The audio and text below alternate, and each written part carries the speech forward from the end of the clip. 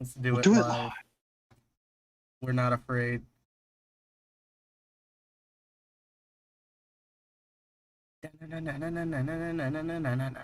I'm kind of afraid. I'm not gonna lie. Yeah, I figure after what happened last time. Why I'm don't you not tell us in. about it, Sean? We're live. I'm super proud of what I did last week. I've been Well- bragging about it all day. Well, I've been crying about it all week. So this week, everybody, we're down a couple players, and we've got a new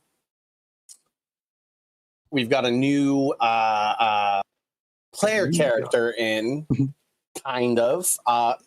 Chad will be taking up the mantle of his sidekick, Carney Asada. Yay. Yay! And I do have a character rolled, and he has not good stats, so we're Wonderful. ready to go. Sounds correct. We left off with the gang sort of huddled in a side chamber, taking their long rest after a brutal fight. Not far down the hallway,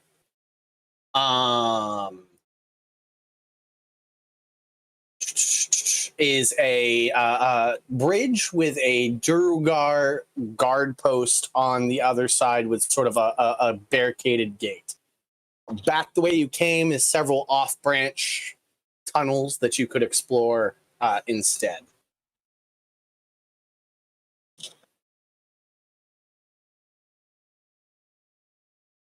There's a gate, you say?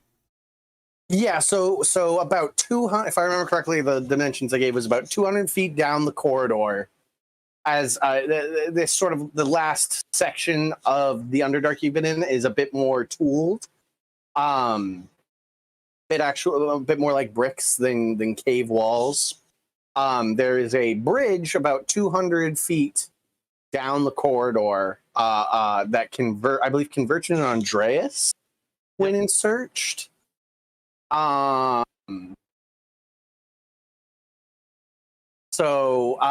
on the other side, Conversion saw a bunch of Durogar, which are gray dwarves, Underdark dwarves. They are known to be evil sons of bitches. But they seem to not want to. Their patrols don't seem to cross the bridge, is what I told Conversion. But back the way you came were several tunnels that branched off from this sort of main tooled path, including small.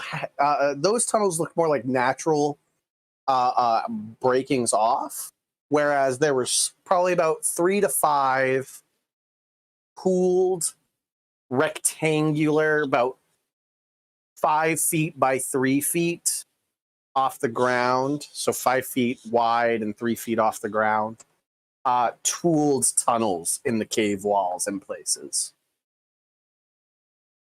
So those are the things laid out before you in the Underdark. What would you guys like to do? Look to Conversion. What you think is the best method of action here?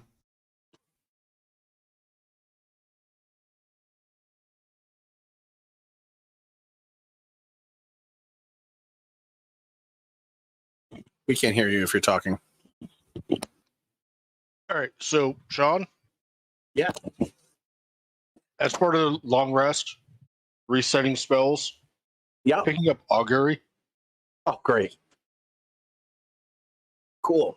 Um, kind of know what that does off the top of my head, but let me brush up. Essentially, DM, please help, if I remember correctly. Yeah. Like a magic 8-ball, right? Yeah, kind of. Because it's a first level spell. Yeah, it's a second level spell.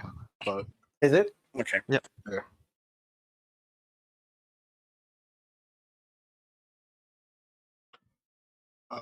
Right.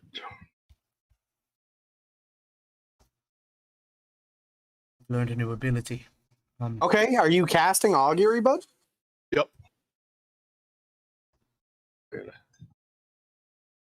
So what is the specific course of action you would like me to give you an answer to. You roll your magic math rocks on the ground.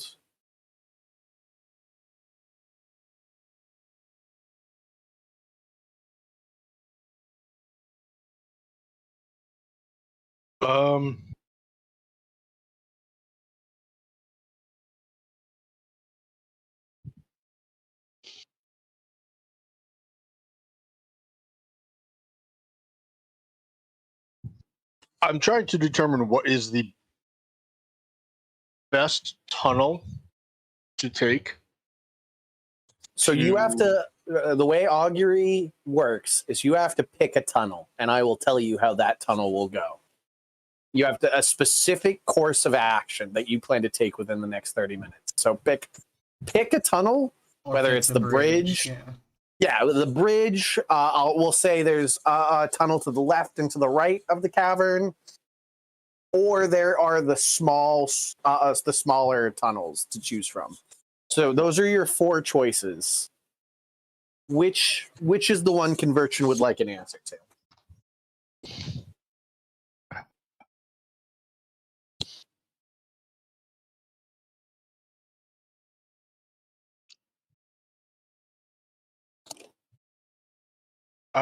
The tunnel to the right.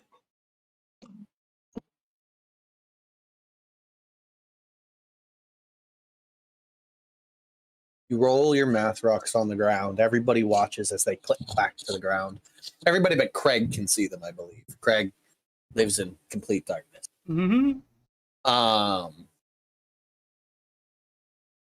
Those of you, I think everybody but Girk can count. Fair. You see, Conversion rolls 6 dice. He gets 3 1s, 3 6s.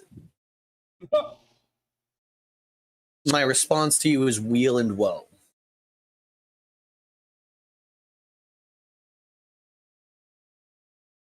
All right. It's either really good or really bad, though.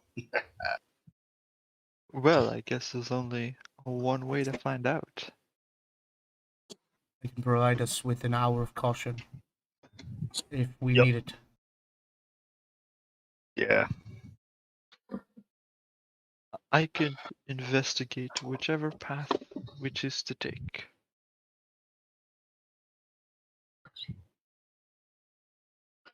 We want to be careful. We don't want to split up. Indeed. We've already seemed to have lost Toothy. Hmm. No, we don't mention it. People just vanish. We don't bring it up. It breaks it. I'm sure we will find him. No, we don't mention it. At some point. Yes. Negative inspiration for the next person that mentions it. Which way are we going? That's about as good of a reading as we can get. Let's proceed through the tunnel. All right. I'll cast Pass Without a Trace. Mm-hmm. Nice. Solid. Love that. If we're rolling stealthily, we're rolling stealthily. That's about half movement speed, but it truly doesn't matter when you have no real bearing on the distance you're traveling. Right. And we're still moving in complete darkness. Yeah. I hand out Convergent shoulder. Everybody else should be all right. I'm going to make you roll a disadvantage then. Okay. I'm not going to make Conversion do it because Conversion has super good dark vision and whatnot. I have really good stealth, so it shouldn't be too bad. Oh yeah, if you're moving blind, you're going to hit a rock you can't see on the ground every once in a while. You know? While we're rolling stealth, could I also roll nature to just kind of know what lives? Like, what could I turn myself into that would kind of like blend in? You have to see things to turn into them. Well, I assume I've seen everything at the zoo in Arrowknee.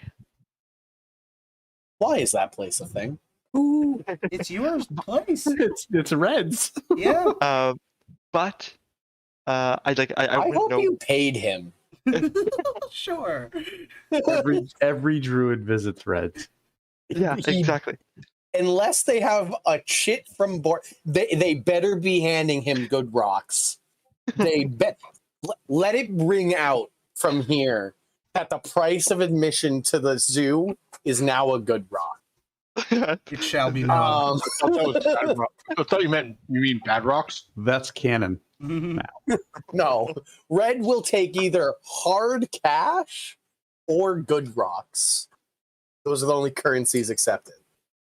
Anyways, there's spiders. Spiders are really awesome in the Underdark. Okay. Bats are a flying one. It's generally natural things. I'm not going to hand you. I don't. The Underdark creatures are like all monstrosities. Not many Beasts beasts. Yeah. are like spiders, bats. I think a purple worm counts as an Underdark creature. I think that's actually a monstrosity. Yeah. So no goat is what I'm hearing. Definitely not. It's not. I mean, you can turn into a goat.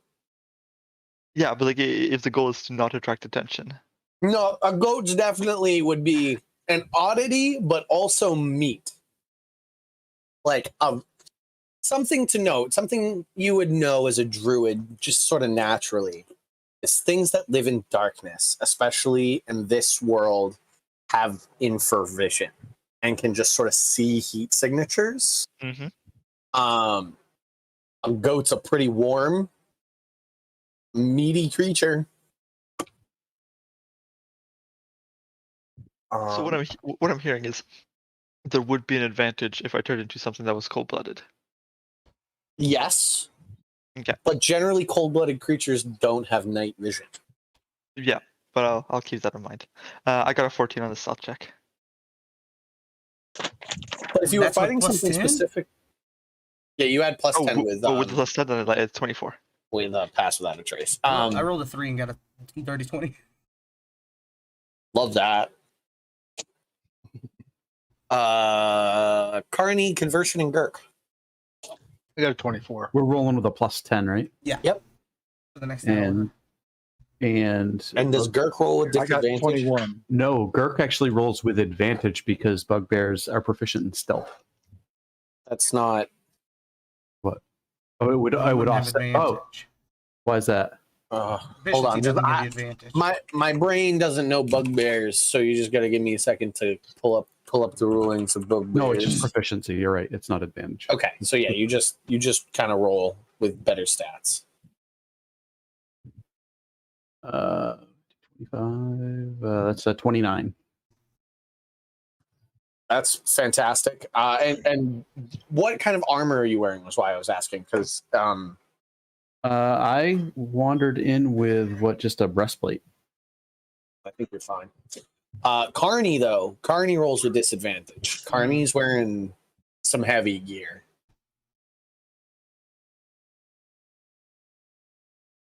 I rolled a 21. A 21 with the disadvantage. Wonderful. Yep. With the help of Craig's magic, the flies kind of like die by the hundreds, keeping people's feet up from dangerous spots. Yeah, they have little brooms that get rid of the footprints. Yeah, they all just start sweeping. Little brooms. It's the little the whistling song that they're all doing is just at such a high pitch that nobody hears it. They whistle while they work. Yeah. I was gonna say, Dad has his armor class set at 16. I'm guessing that's not right. What should he be wearing? Isn't Carney in plate? I think it's full plate, isn't it? Yeah, I think because you were a forge guy and you spent the whole night in the Battle of Gob's End. Right. So if you Put him in hold that down and then plate. set it to heavy, and then set to full plate, and then make sure you have your shield. And does that shield, is it +1 or is it just a regular shield? I think it's just a regular cursed shield. Yeah. But I can check. Okay, so I need to set. Okay, my armor type is heavy. I need to make it plate. If you here, I'll tell you. You hit Oh, yeah. select armor and then go heavy Mhm. and then plate and apply. Oh, okay. Gotcha. Cool. So your shield of missile attraction, Uh-huh. is just a shield that gives +2. And whenever a ranged weapon attack is made against a target within 10 feet of you, you become the target instead. And you have resistance to damage from ranged weapon attacks. So a ranged spell attack is still going to smack you in the skull. Okay. But like a shot from a bow, a crossbow, an arbalist, a ballista, you'll take half damage.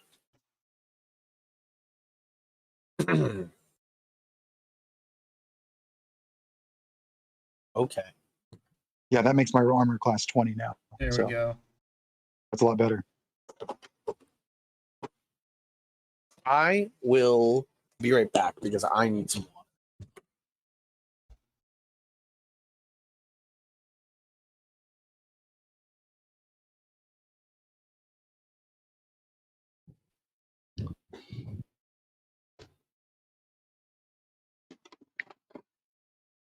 Virgin, is there a lot of undead in the Underdark? Some places.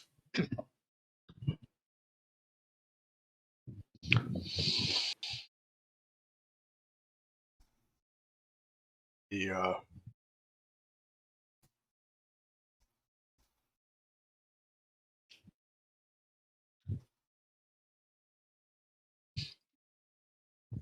There are places where there are undead that gather. On their own free will? Or under the guise of a wizard? Under the guise of something more powerful. See. Okay, sorry about that. Was literally choking on myself. So we got the armor fixed for Carney, so he's ready to fight whatever comes ahead. Who is leading?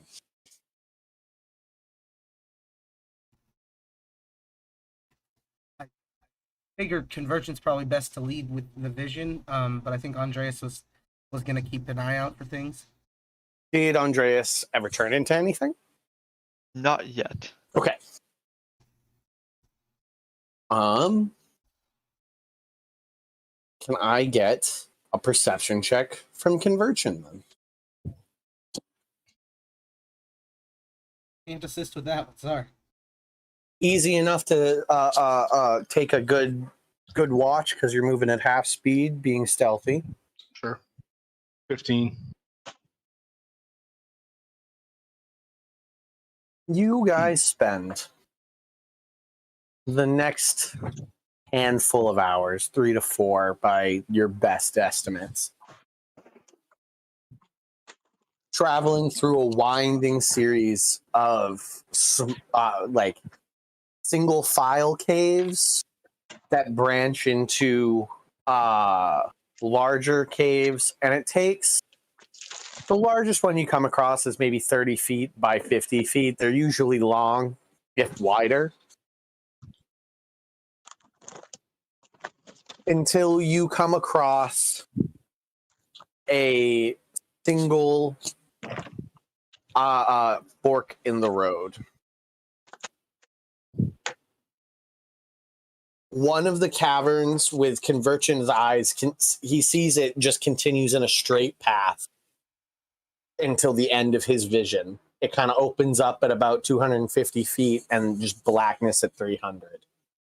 The right path curves in about 30 feet in, and you can see a slight decline on the downturn. Which way would you like to go? Does there appear to be any foot traffic in either of them? Go ahead and give a survival check or investigation.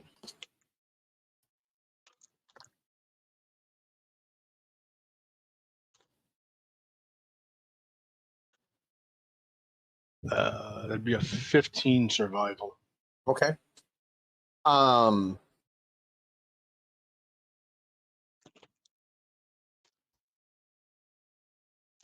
You don't see anything on the ground. But what you do see, and anybody who has a 15 passive perception can hear, what you hear is a slight clacking. Just the sound of maybe like rocks hitting each other. Or coconuts, a good sort of like, Monty Python-esque example. Kind of sounds like coconuts clapping together. Very faintly echoing from the left hallway. And with your survival check conversion, you see that up on the wall of your 300-foot site, you can see that there are grooves and almost clawed divots in the wall down on that left passageway. Just so you're aware, my proficiency raised at 5, so my PP is now 20. Nice. So you hear the sort of clacking of whatever is making that sound. Could be rocks falling at a somewhat steady, rhythmic pace.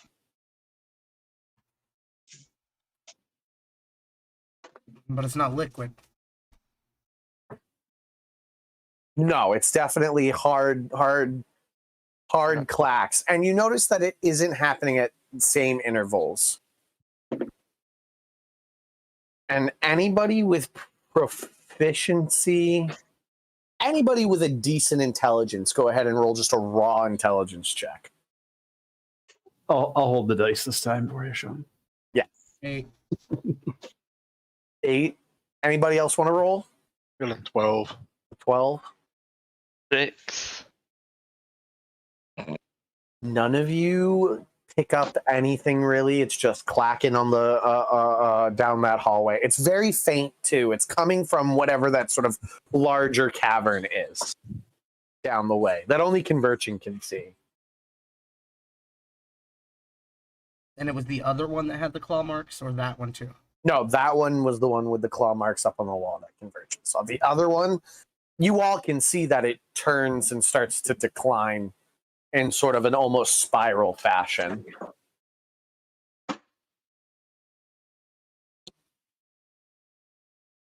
I'll quietly whisper and let them know that the chamber opens up and there's something in that chamber. There's marks on the sides of the tunnel, like something clawed grooves in the side of the tunnel. Seems dangerous. Yep. Might be one of the cave fishers, might be one of those ropers, might be giant spiders. Should we go find out, or should we avoid it? The other way goes down. It's down worse. I guess we'll find out.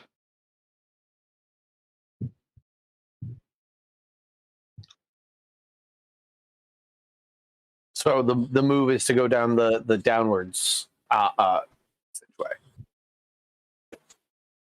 Well, we're not planning on going up.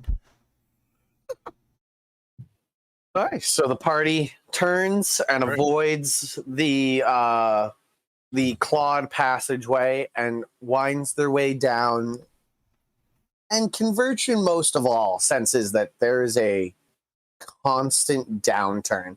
The spiral doesn't keep, it sort of straightens out for a little bit and starts winding, but there's a constant, very slight degree angle that tells you that every step you take puts more and more tonnage of rock above your head. You guys travel for the better part of the rest of your sort of rest cycle. Are we finding areas where the tunnel opens up a little bit now and then? Yeah, 100%. I don't want to sort of like go cavern by cavern, as that would become quickly monotonous. Mm-hmm.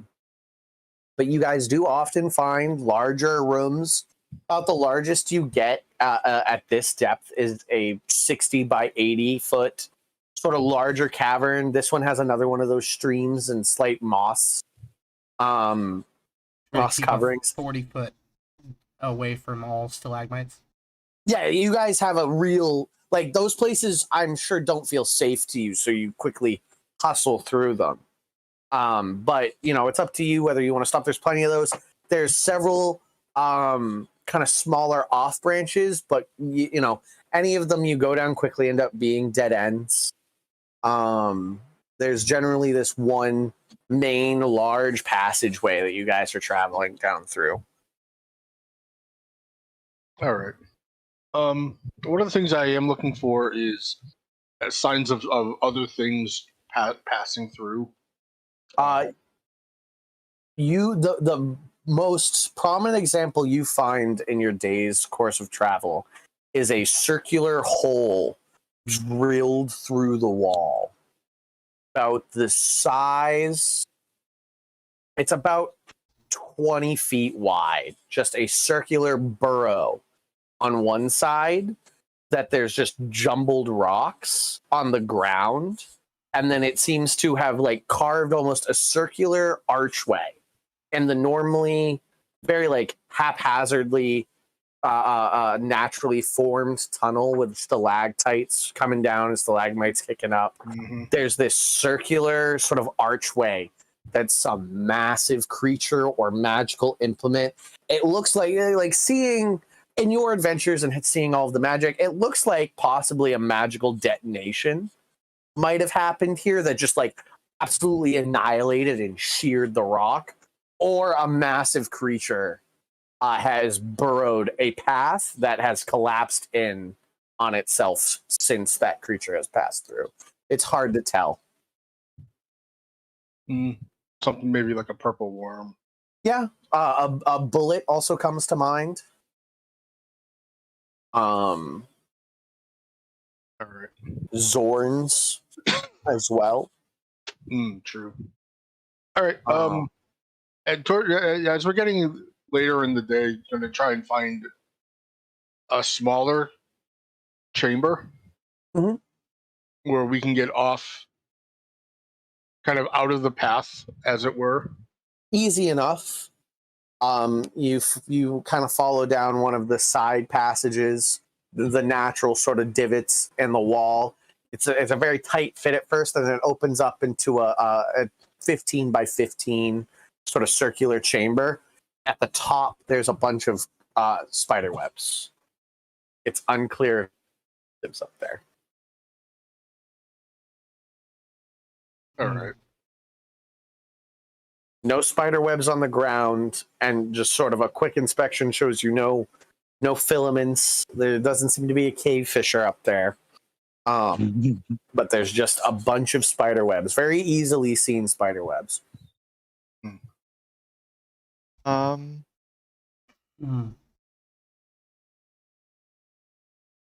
Just a small place to rest. Yeah. Can I light a torch? Yeah. And just kind of set the web on fire. Okay. You watch as you set the web on fire. Everybody, Craig, everybody kind of has this moment, but Craig worst of all, as the ceiling lights up. And it's the first time in about 2 or 3 days you've seen proper light.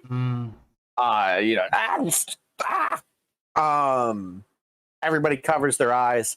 Andreas, who's the one paying attention, and Conversion, I guess you probably are freaked out by the light as a drow. I bet that hurts.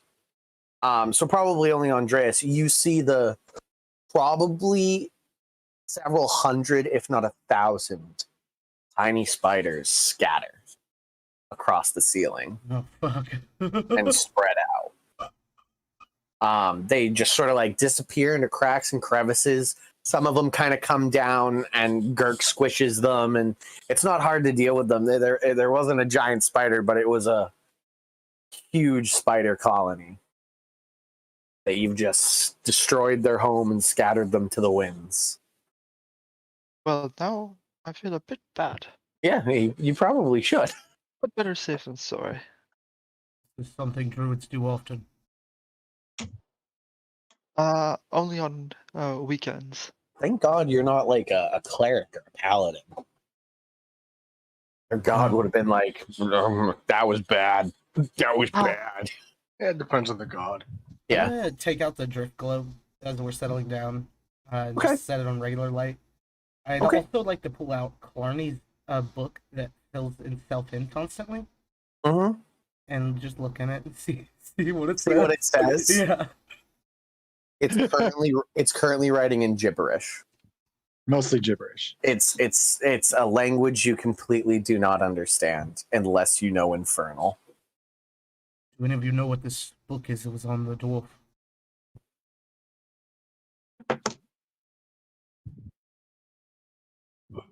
I'm a liar. It's not Infernal. My brain naturally goes with that. Is Abyssal a language? It's supposed to be the language Yeah. of the. Abyssal is a It's Abyssal. I do not, but the writing looks abysmal. Wow. Disadvantage on your next roll. I won't allow that to stand. I do not recognize that. If we ever find The somebody who conversion, can read. you do recognize it, but you Okay. just can't read it. Okay. You didn't go to those classes in school. It's like when everybody around you took Spanish and everybody's over there speaking Spanish and you're like, cool. The second language of the drow. Yeah, it is. Well, it's more like the third language. It's the language of Lulth, who is of the Abyss. So you're able to sort of point at that and go, Okay. "That's Abyssal." I can't tell you what's on it, though. I'm sorry. I see. Yeah. I'll keep it on me for now. If we find somebody who can read it, maybe point us in a direction we could resurrect the dwarf with.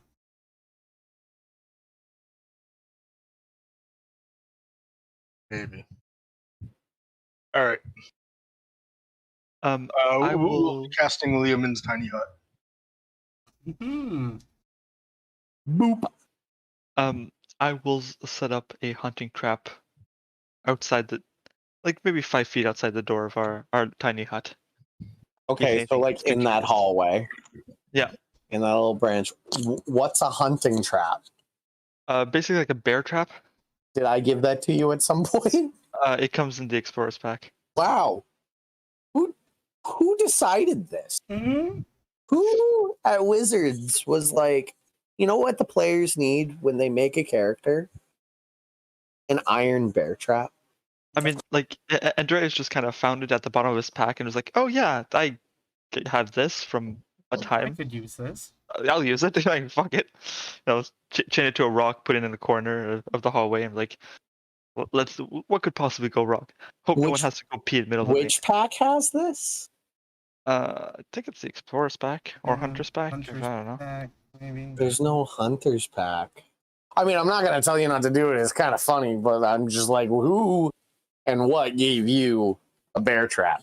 Yeah, but, do a strength check for me to try and pry open your bear trap.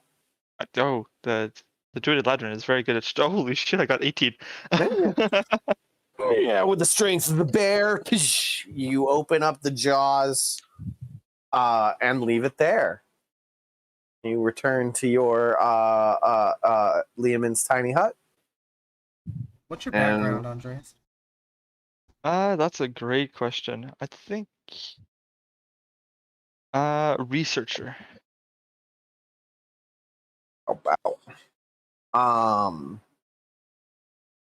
And you guys rest up for the evening. Is there anything you guys would like to do before? Oh, you know what? At this point, Craig, I need you to make an animal handling check. Okay.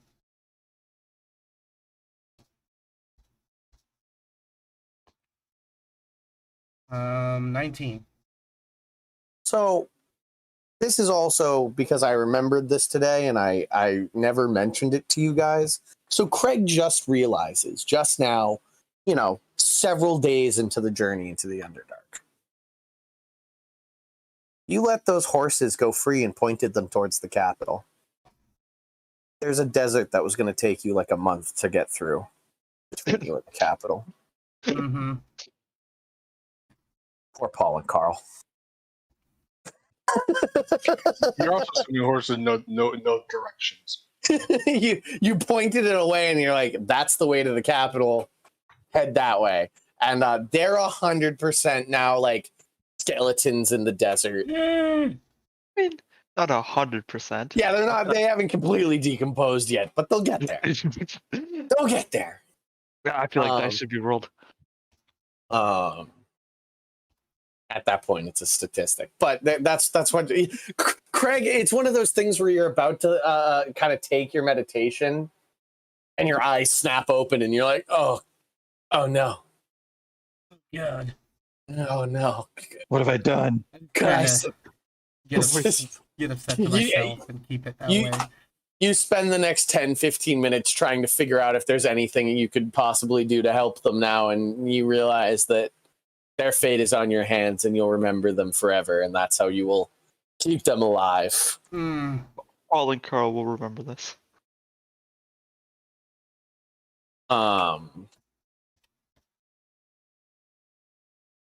Right. Anybody else? Anybody else got anything they want to do? Carney's just gonna cry. Oh, buddy. Yeah, Carney's been pretty silent today, everybody. He's following you guys around. He seems pretty lost.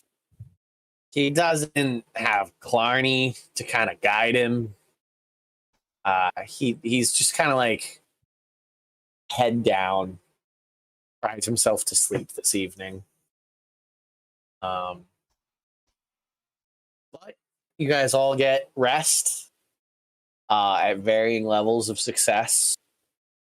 Connie. It's morning. Connie, Yes. you might be a bit dehydrated here. Take Cloney's water skin.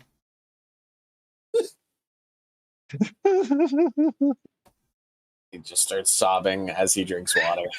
Just kind of like coughs it up.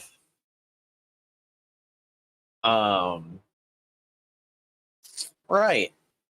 So another bit of traveling.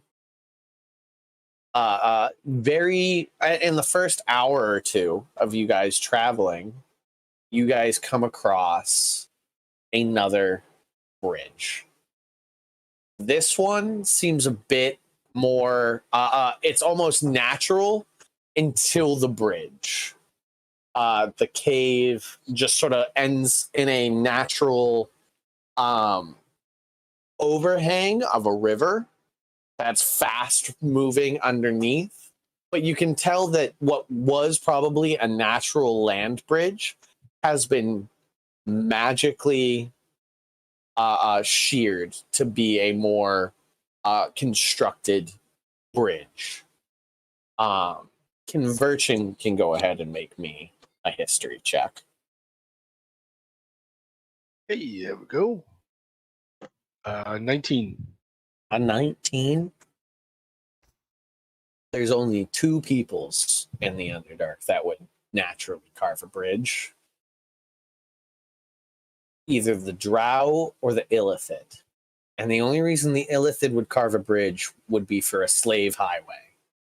Because they can't levitate their brain, their brain food. So that's whoever carved this bridge is one of those two civilizations, which means you're close. You're in the realm of influence of at least one of them. All right. Nothing so far has shown you that, so this might be the very edge of somebody's influence. .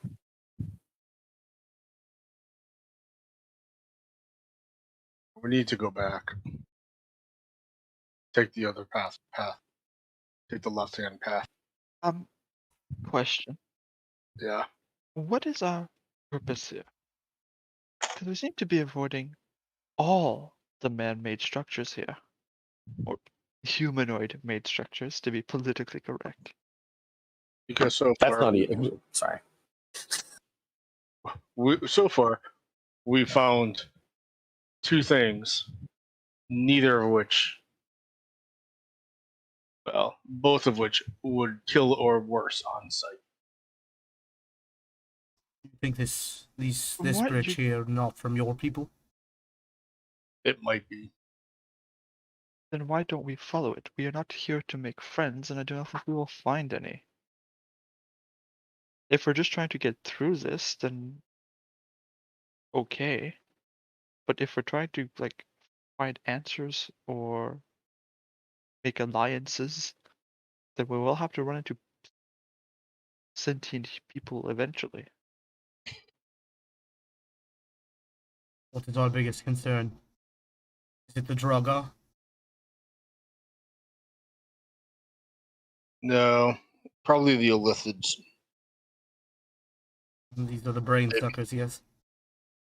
Yes. After that, probably the Drow. The Dark Elves the Dark Dwarves, Duergar, are unlikely to pursue us very far. Once we leave their territory, they will likely stop pursuing us. The Drow will continue to pursue us. Then who are we trying to contact?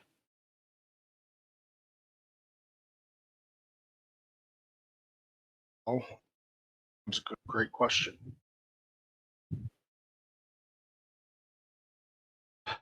I'm gonna have you all sort of like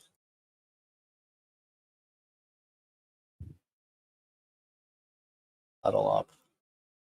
I came to these tunnels for a means of escape. Escape, whether that be up, down, maybe live here if we can find a civilization that will take us. I don't know that. Maybe we can start our own civilization. It's a good idea. I've always wanted to be king. That's upsetting. Everybody throws down a red flag in their heads at that one. I'm like, huh. Okay. Suddenly we're all side-eyeing. Anyway. Look, if we're looking for friends, I think we came to the wrong place. If we're looking for escape, I think we should go back to the surface, because like our friend here, and I'll point to like the body that we're carrying with us, I think there was only death. We should not resurface where we entered. I don't think we could, even if we wanted to.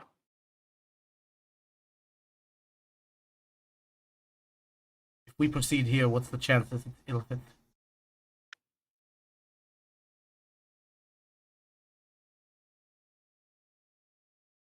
I'd say probably higher than 50%. Probably at least 60 to 75%. Then we turn around. If we mean to go up, we should go back up the ramp.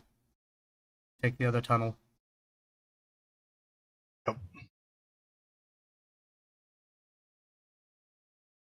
All right. So what was the decision? I'm sorry. I turned and was reading something. We're going to go back to where that fork was, Mhm. and then take the left tunnel where Okay. the noise was. Yeah, right where we descended. We'll go back up. Okay. First I need to roll, which is why I was looking something up, was to find the stat I needed.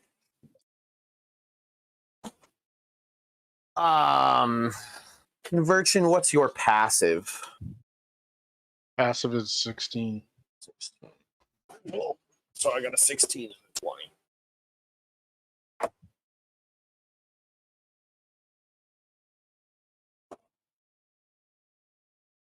Mine's strictly visual though, or audio. I can't see shit. None of you guys know anything. So you guys are going back. So that's about a half a day's journey at this point. Yeah. Back the way you came. And you guys start your way back.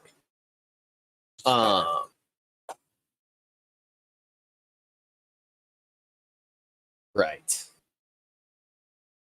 How long have we been going at this point? We're going to take a break right now. This is when our break's going to happen as you've walked away from my bridge. Again.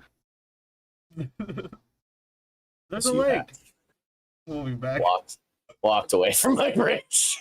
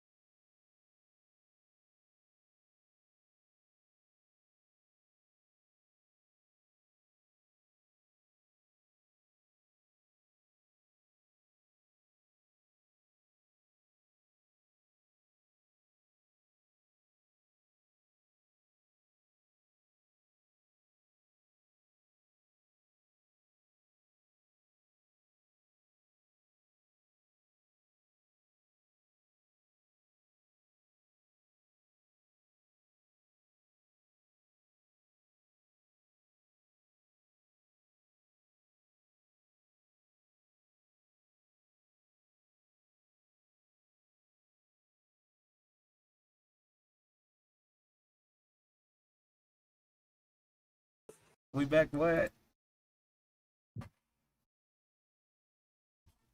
We're here. Okay. So you guys spend the better part of this day. You're probably a couple hours away from needing another rest, but you make it back to the top of that that fork in the road and find yourselves nearing the entrance to the larger cave. And I'm casting Pass Without a Trace again. Okay, so you guys want to approach stealthily. Yeah, claw marks and a sound? Yeah. Yep. So as you guys approach and roll your stealth checks, you notice that the sounds are no longer there. Okay. Got a 22 on the stealth with disadvantage. I got 30 on the stealth. I got a 32. I too have a 30 on the stealth. Pass Without Trace is Very Overpowered. powerful. Very powerful. All right. So I you actually guys unlearned a spell to learn that one. you guys make your way into this chamber. Super quiet, kind of going from stalagmite to stalagmite.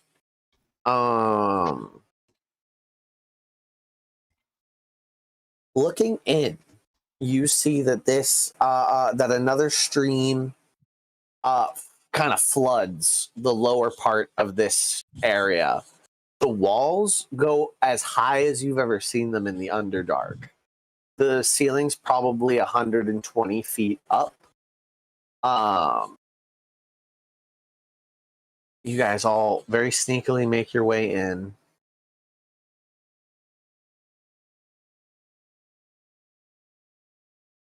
Give me a second to roll something.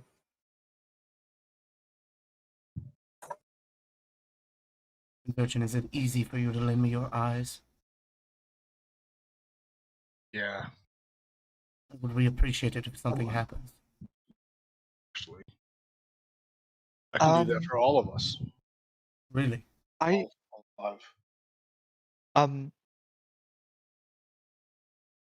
Greg, I can light them up with my fairy fire, and that way you'll know where every single one of them are. This would be much beneficial to me, yes.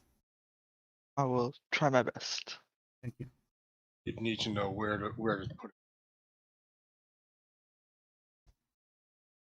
And Okay.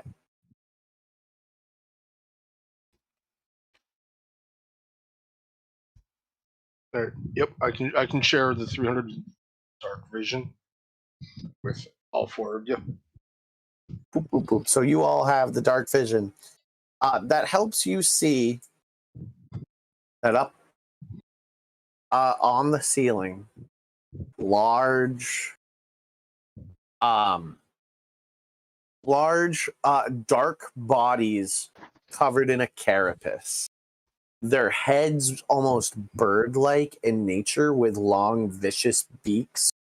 Their two top limbs, instead of humanoid hands, are ended in long, vicious, almost ivory-esque claws that curl in on themselves.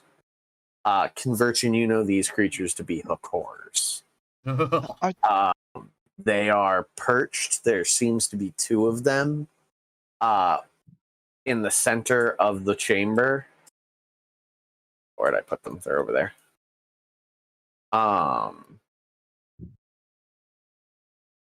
Games should have pulled out some bases. See if nope.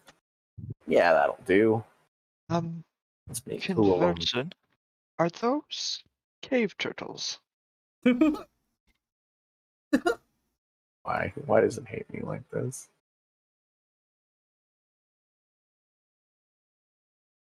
What is it doing this for? And it won't even go on top of them. Where'd you get these things? I don't know. Oh, you know what? This'll do. We just know. We know. We just know. How high up is that? You said 100 feet? Yeah, they're hanging about 100 and with stalagmites that they're hanging on, they're probably closer to like 90 feet. But yeah, they're pretty high up there. How deep is the water? Oh, you're splashing your ankles in it. It's not deep at all. Ah. Okay. Um. And with your vision, you guys can see that there's an exit on the far side. Have they seen us? Yeah, they're actively hunting you. Should They we? don't know where you are because you guys have hidden very well, but they knew somebody was coming. Yeah, that's fair. Should we just try to make a run for it? No challenge, if any. How nasty are these things, John? Conversion would know that they are what the warrior schools would send like second years to go face, and if they died, they were bad warriors, and if they won, that's one less hook horror in the caves. So they're Two of not them the shouldn't be most a big- terrifying things, but they're the denizens of the Underdark. They'll kill you if you don't treat them with enough respect. I can hit One these of them, things. as you guys are discussing, drops down, not looking at you guys, but just starts sort of like banging his claws together and banging it on his chest. And you guys see a third hook horror Oh no. walk out from on this other side, also clacking in response.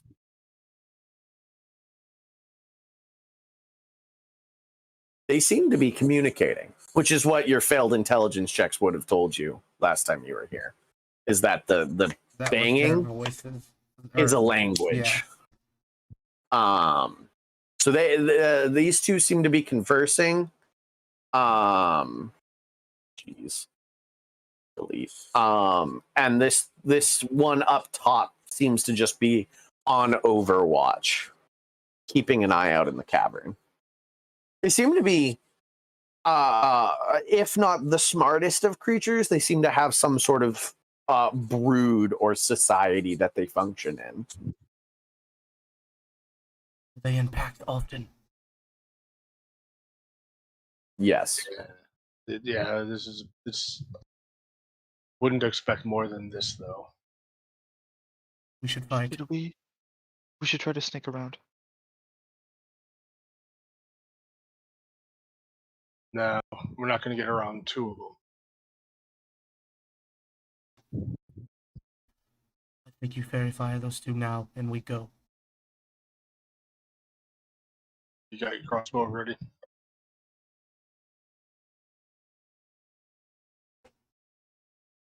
Clank, clank, clank, clank, bang, clank, clank, clank, bang, clank, clank. So you guys kind of over here. Let me put you in actual spaces, not in the wall.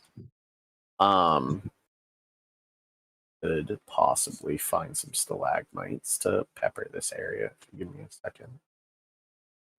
I can create a distraction. What are you gonna do, buddy? I'm waiting to see what the plan is. I think that's just as good as a plan as any. You can get them to turn, then we can start hitting them. Yeah. I trying to figure out what the best plan of action is. Okay. Behind the stalactite that you just put down on the south side of the cave, assuming that we're at the west end. Or east end? Yeah, sorry, east end. So like east. I thought you said west. But yes, this one. This yeah. one. I will use shape water to make like splashing sound as if something had like fallen down and is like struggling to get back up. Okay. My goal is to get the one on the ceiling off of the ceiling. It doesn't. So what happens is this one looks in that direction and makes a banging sound on its chest. These two stop talking and move over in that direction. Okay. We can still sneak out. I can just keep doing that.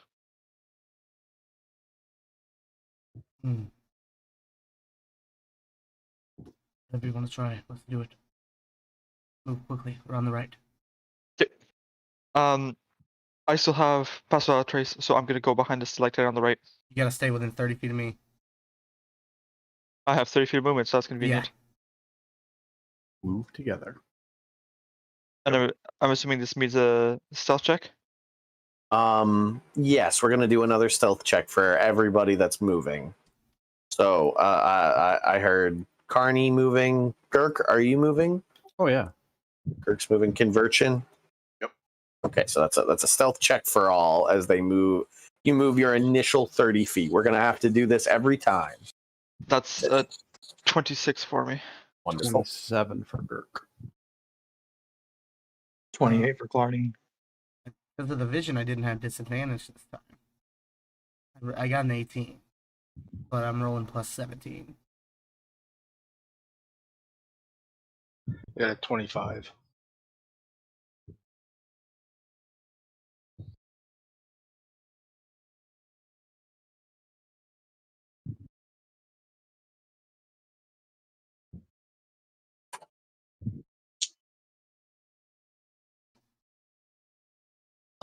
Cool.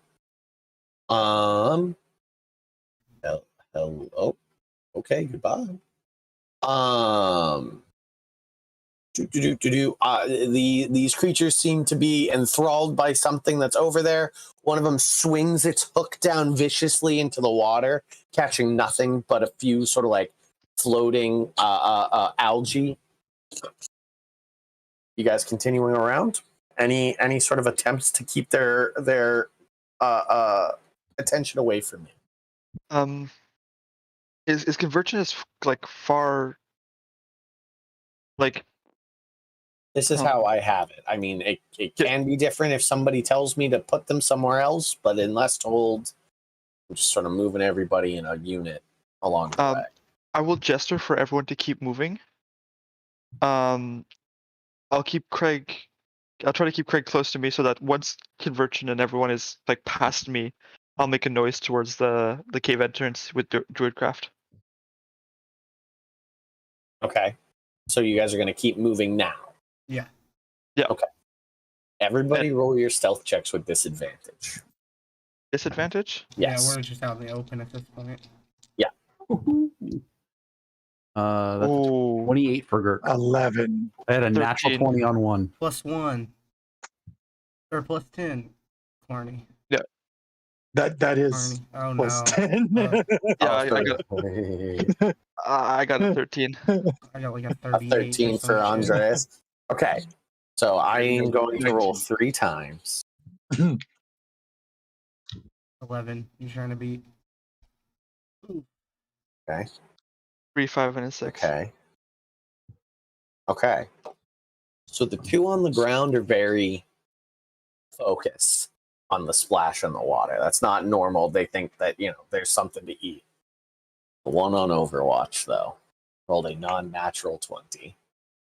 And so just starts clanging, and these 2 kind of poke up and turn and look. And as you guys are about ready to get into combat, you guys would have moved actually a tad bit more to get your full movement. We'll say you've moved about there. Put you all in. There we go.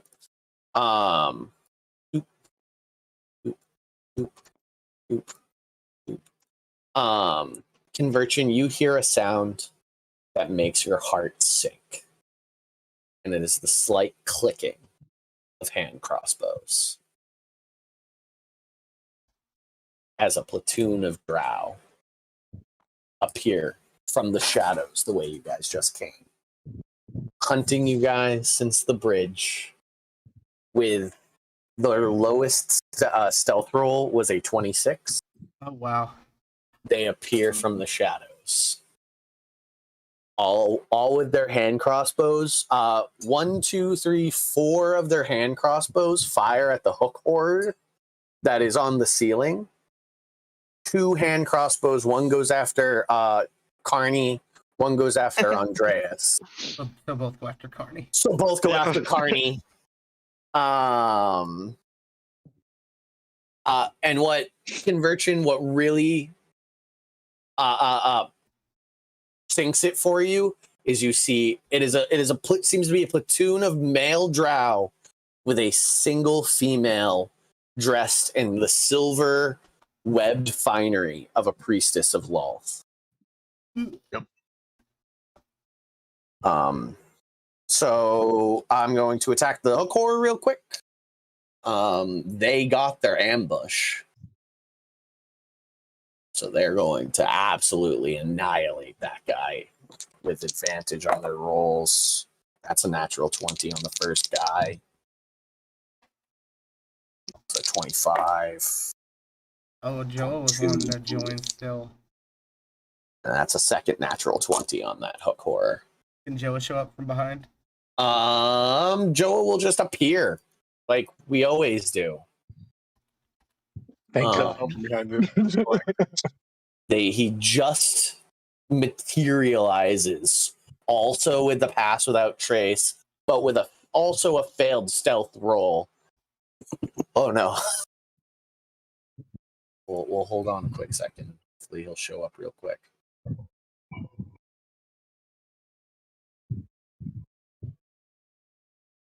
What was I coming in here for? Dang it. Oh, I was looking for him. I need Narvos. Yeah. Narvos. You materialize with your friends.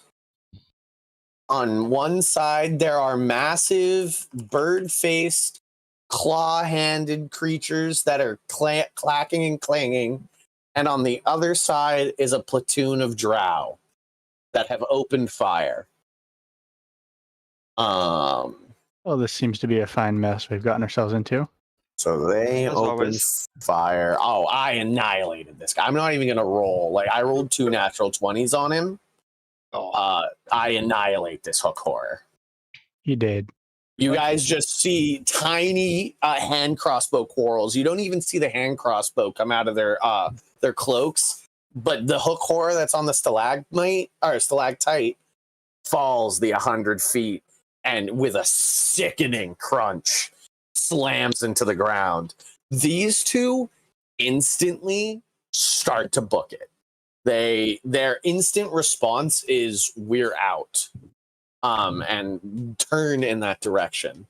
What happens next with the drow's surprise Darkness.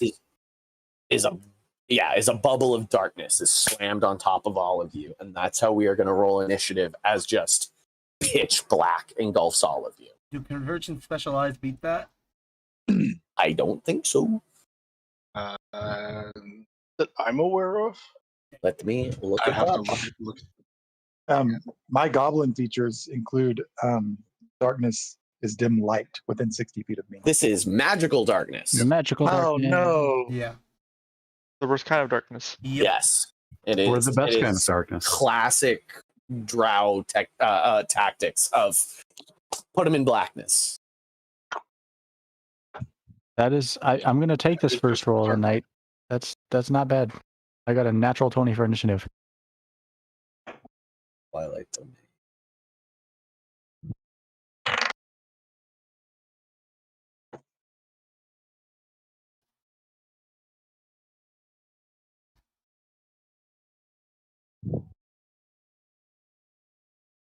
No. Yeah. Conversions also, for the first time in the Underdark, it goes completely black.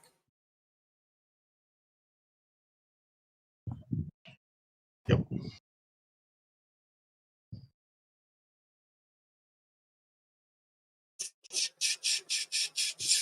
Wow. I think my dex beats you, Chad, so keep it the way it is.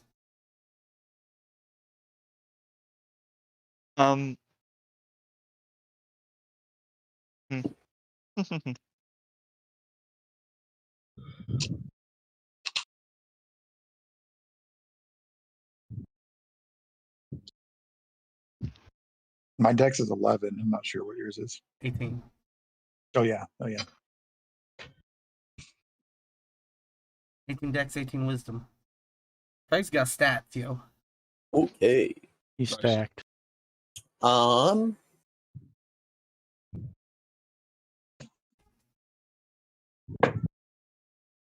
Right. So, conversion. You're up first. Okay. It's darkness. You're Yep. unclear of what way is up. That's okay. I'm casting Dispel Magic. Okay, so you just kind of go, no? Nope. How about no? But now, Move this away. So all of you guys see a glitter bomb of stars, and the darkness fades away. Everyone but Narvos has 300-foot dark vision. All right. Anything else, Conversion? I'm going to go ahead. I can't do that. Oh, I need a roll for the hook orders. Okay.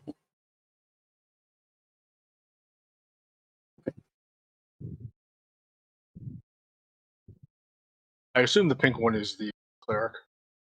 No, I'm sorry. Here, I'll make the high Oh, priestess her. a different color. Okay. I'll make her like a stark purple. No, he's a 2-sword wielding elite guy. These ones have a single short sword and a shield, and then that's the Drow high priestess. Okay.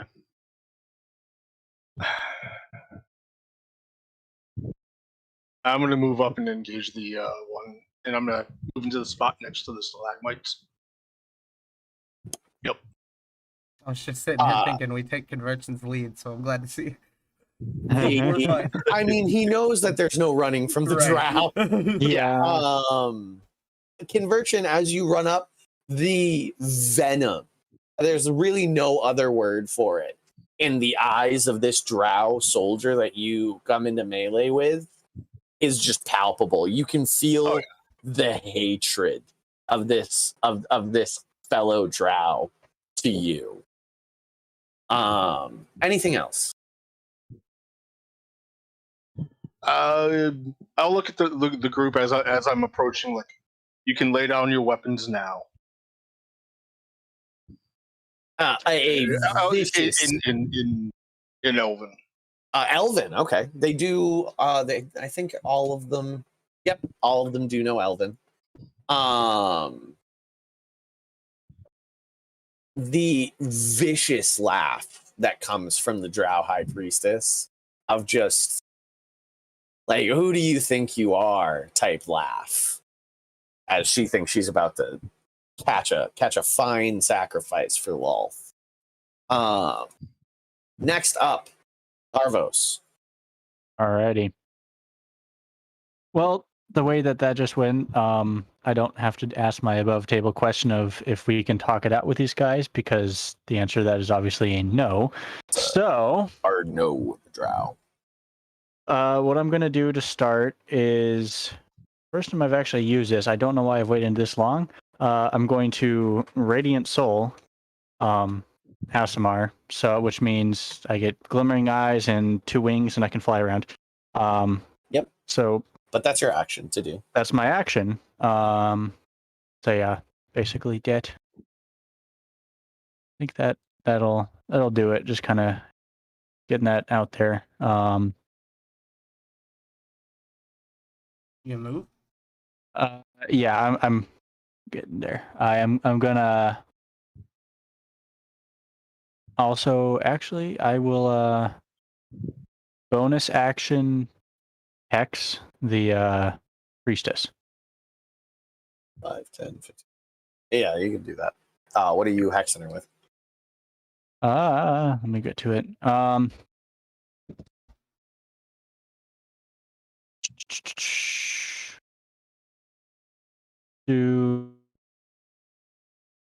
No, agree. I don't know what she would cast spells with, so that's unfortunate. I'm just gonna go with probably charisma.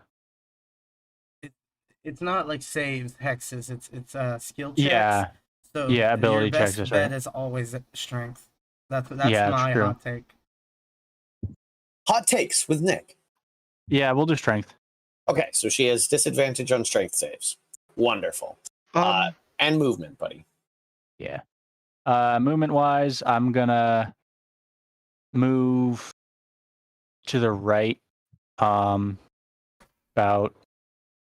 so just I'm in front of those stalagmites and then up 10 feet.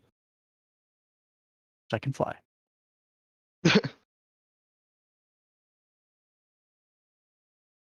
There's Spider Narvos on top of the stalagmite over there. Okay, and that is your turn. Yep. Andreas, you spoke up. No, not Okay. yet. It is now the warrior contingent's turn. This one's gonna just be in melee with you. And this one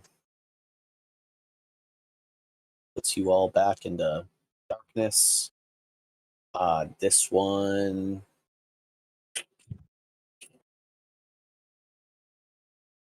This one's gonna fire its hand crossbow at you, Conversion. This one's gonna go 1, 2, 3. 1, 2, 3. Yeah, it's gonna just move out there to try and keep an eye. This one's gonna do the same, but take a crossbow shot at you, Narvos. Okay. Actually, you said you were 10 feet in the air. 1, 2, 3. You'd actually still be in dark. Okay. You are also in the darkness bubble. So this one's actually is going to take its shot at you, Conversion. So that's two in melee and 1 crossbow. So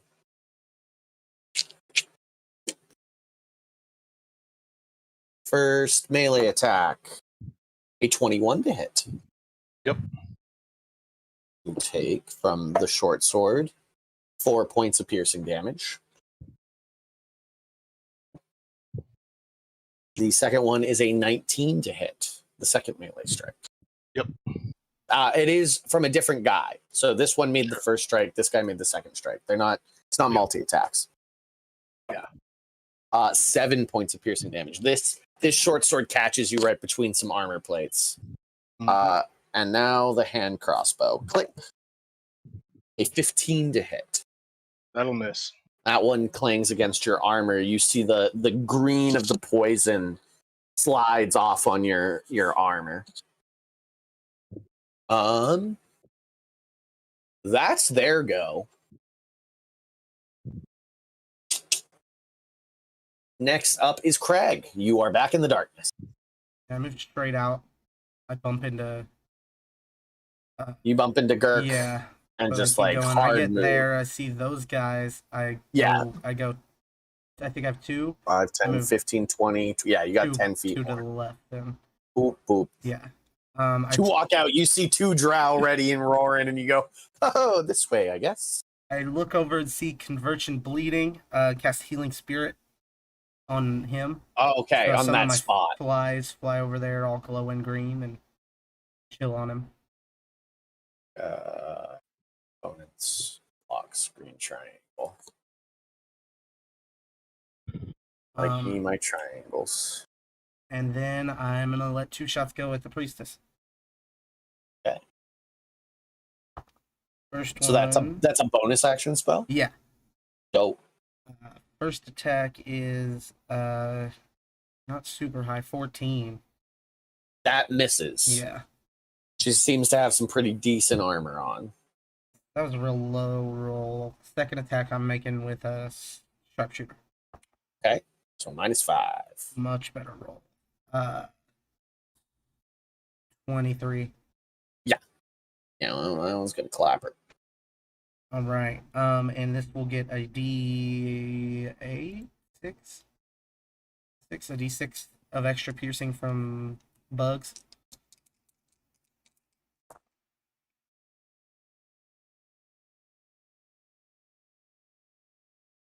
Um, 21.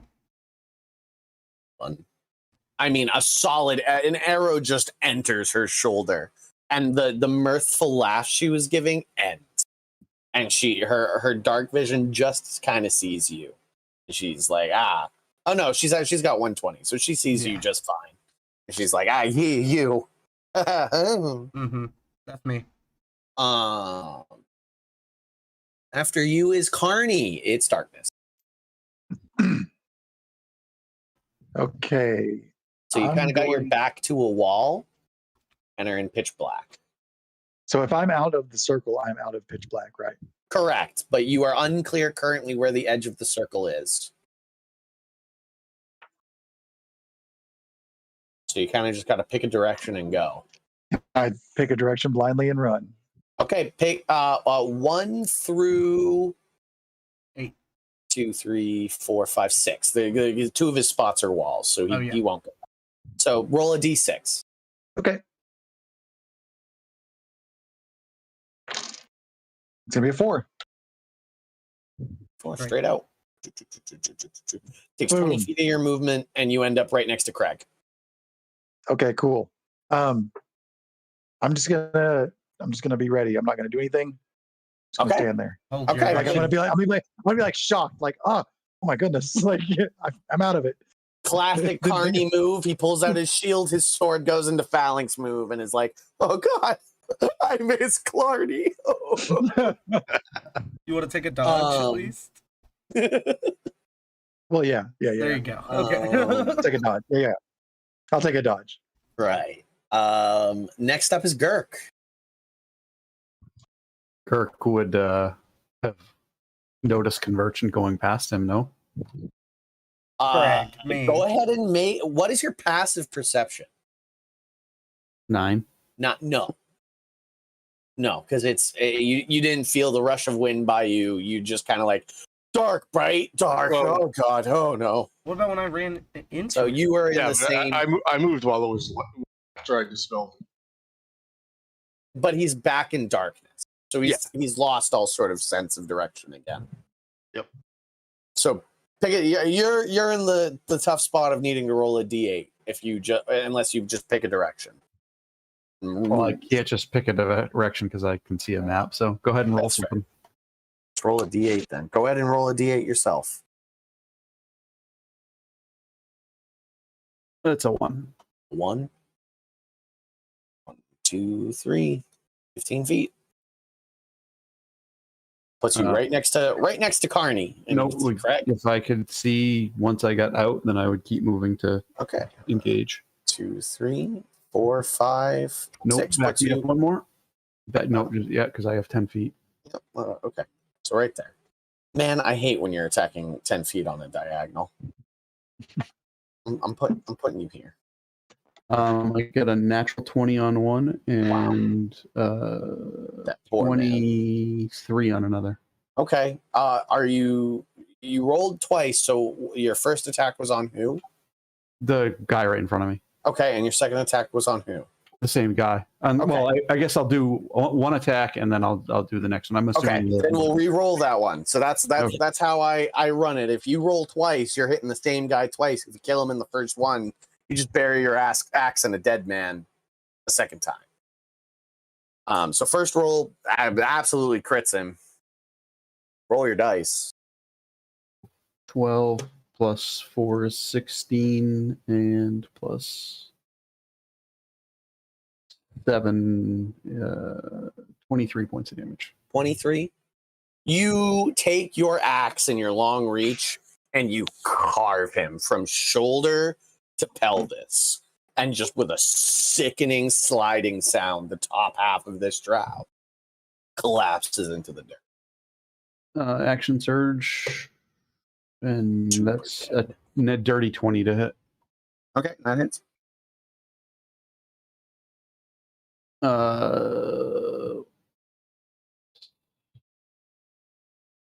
That's 18 points of damage. 18 points of damage. He also collapses. His wound a bit less mortal. More just your axe hit him in the chest. A gout of blood comes back, and he hits the wall and slumps down. He seems to be unconscious and dying. If no help is given to him, that's a dead man, but not dead. Anything else, Kirk? That is Girk's turn. Okay, after Girk. You didn't want to finish him off? You had one more attack?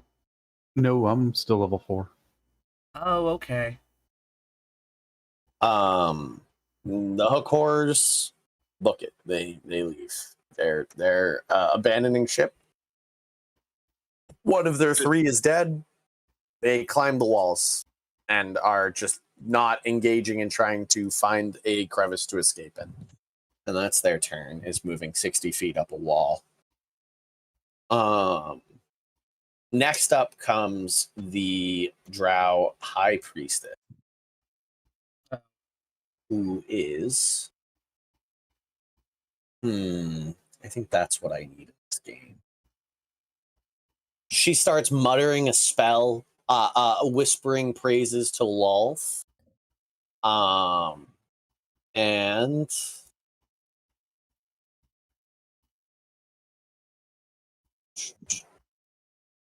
no, please don't do that.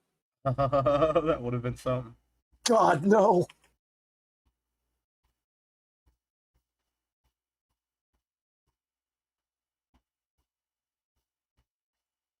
I mean, that'll do. Good enough. How giant is it? For a spider, that's giant. Yeah, I guess you're right. But stat-wise, they are supposed to be large, so. Yeah. Oop. Oop. This one's going to appear from a web that appears out of nothing by Girk. And this one's going to appear on the other side. Craig. Yeah. A roll initiative for him. You got it. Spell. Thanks, Spell. You're such a good one. Thank you, Spell. Okay. Okay, so those go. One of them, the one on Girk's going to go with the drag on the same turn as the Drow Warriors, and the other one's going to go on the same turn as the Elite Drow Warrior, which hasn't gone yet. So he'll actually get his turn on this round of combat. So the one on Craig will get to move this turn. The one on Girk won't.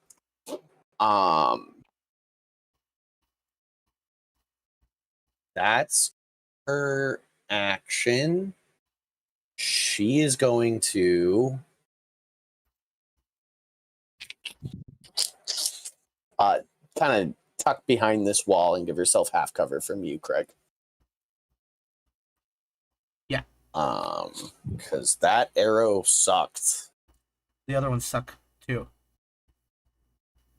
They just didn't hit. So after the High Priestess is Andreas, who is in darkness. I will step out of the darkness. Can I step towards the action and diagonally down towards You have no idea. The You darkness can- doesn't make. Well, there's arrows, and he killed 2 guys. Gert killed 2 guys. Okay, so go ahead and make a perception check to try and figure out which way is out. which way all the death is coming from. Yeah, Let's go towards that. That seems like a sensible life decision. roll a perception check to see if you can gather which way the sounds are bouncing off from. A solid 10. A solid 10? That means you get to roll a d8. Which actually, it's a d6 again, because there's two blocked ways. I'm rolling a d8 anyways. That's a 4. So that's 3, 4. exactly the way I want. That's down. 1, 2, 3, 4. Depends where you started. We can't see your mouse. Sure. 1, 2, 3, 4. Boop, boop. 10 feet. Okay. Spider. And you walk out and you're like, spider butt. Spiderbutt. Spiderbutt. Right, but Spiderbutt is gonna get an ice knife because I am tired of their shit. Okay. Ice knife will- on the spider butt is easy enough. I know I'm a bit further than I would like. But I will say in Elvish, do you want to keep going, or are your 2 dead friends enough of a loss? Absolutely. Either don't hear you or don't care. That's a 16 to hit Spider-Butt. Well, 16 to hit Spider Butt is enough now, to hit Spider Butt. Sean. For 2 ice damage. Okay. Actually, wait. How big is this thing? It's a large creature. Okay, so it'll also take the 2d6 cold damage from the exploding knife. I think I do too. No, because I'm hitting the butt, and it's only a 5-foot radius. Oh, okay. Yeah. Oh, hold on. Let's I do thought it was some around the reading on. creature. Yeah, I'm pretty sure that is how it reads, Frost. It's a 5-foot radius. Yeah, I think you're right. What's it called? Okay. Ice knife, not frost knife. Yeah. Ice knife. Hit or miss, the shard then explodes. The target and each creature within a 5 foot of it must Within 5 feet succeed of on a it. dex save. Exactly. Craig, you will Yeah. also make a dex save, Yeah. buddy. Okay, so both people make a dex save. Yeah, Spider takes 2 plus a dex save to find out if it takes full damage or none at all. Christ almighty, I rolled a 1. You rolled a natural 20. The spider did? Yeah. I rolled a 1 and it rolls a 20. Of course. That is how the dice gods work. Give me that Okay. 2d6, bro. 6. That's 6 damage. Alright, thanks. That's funny. I think if you hadn't said anything, my dice literally just were, as you said, I rolled a 1. It was like 20. Thank you. Okay. Anything else, Andreas? Not for now. I can't see the elite warrior, can I? No, he's kind of hit it, and nothing shows he's a quote unquote elite warrior other than what I said and the fact he has 2 He's swords. pink. So Yeah. he's pink, and pink is obviously He's elite. pink for me to know which one's which. Got 2 I swords. understand. I think I might know that he's the guy to watch out for. Yeah. But I haven't said anything. You're gonna know at the end of Andreas's turn. Let's see 2 swords. That will be the end of Andreas's turn. So it is this spider's turn and this guy's turn. I'll do the spider first. He's been given orders to kill Craig.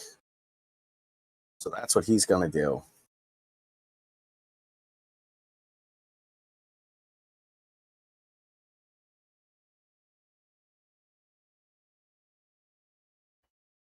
It's like the spider or the warrior? The spider. The spider's going after Craig. That is an 18 to hit. That is. So you need you to make a con save. I actually need to make another con save too. Is this going to be extra damage? This Same is, attack? and it's for poison if that Okay. matters. I think it does. You take 7 points of piercing damage from its pincers. Advantage versus poisoned, diseased, and death saves, and resistance to poison. I would say you have advantage to this thing. So you have advantage on this first con save. The first one is pretty good. It's an 18. That saves you. The poison doesn't affect you. Okay, how much damage was the attack? It was 7 points of piercing damage. 7. I need to roll a concentration. That's fine. Okay. Awesome. And now it is the drow, the elite drow. Oh, the other spider goes too, right? No, he rolled a 17, so a 19, and goes with the warriors, which also have a 19.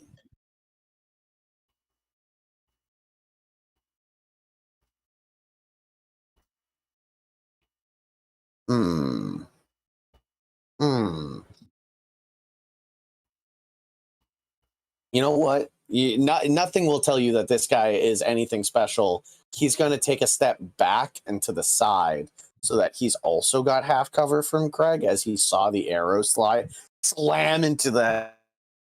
But he's going to pull out his hand crossbow and take a shot at Girk.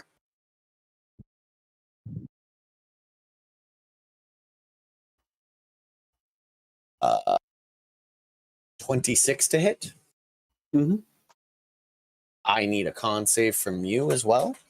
This is also for poison, if that matters. 19 on the die plus 2 plus. Yeah, I'm a warrior, so I'm good. That's crazy. You're fine. But you do still take. Oh, I rolled max damage on the day. 12 points of piercing damage as a quarrel slams into you. You feel the poison try and take effect, but your constitution's stupid good.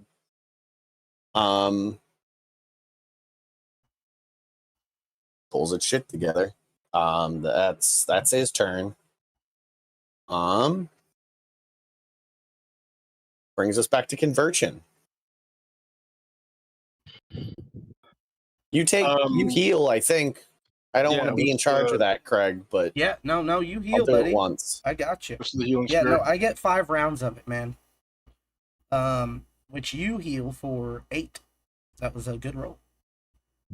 8. Mm-hmm. Very nice. Awesome.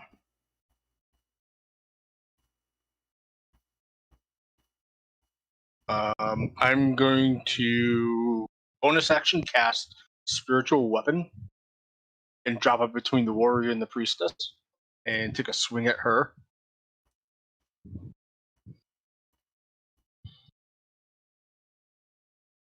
Okay, go ahead. Make a swing. Spell attack.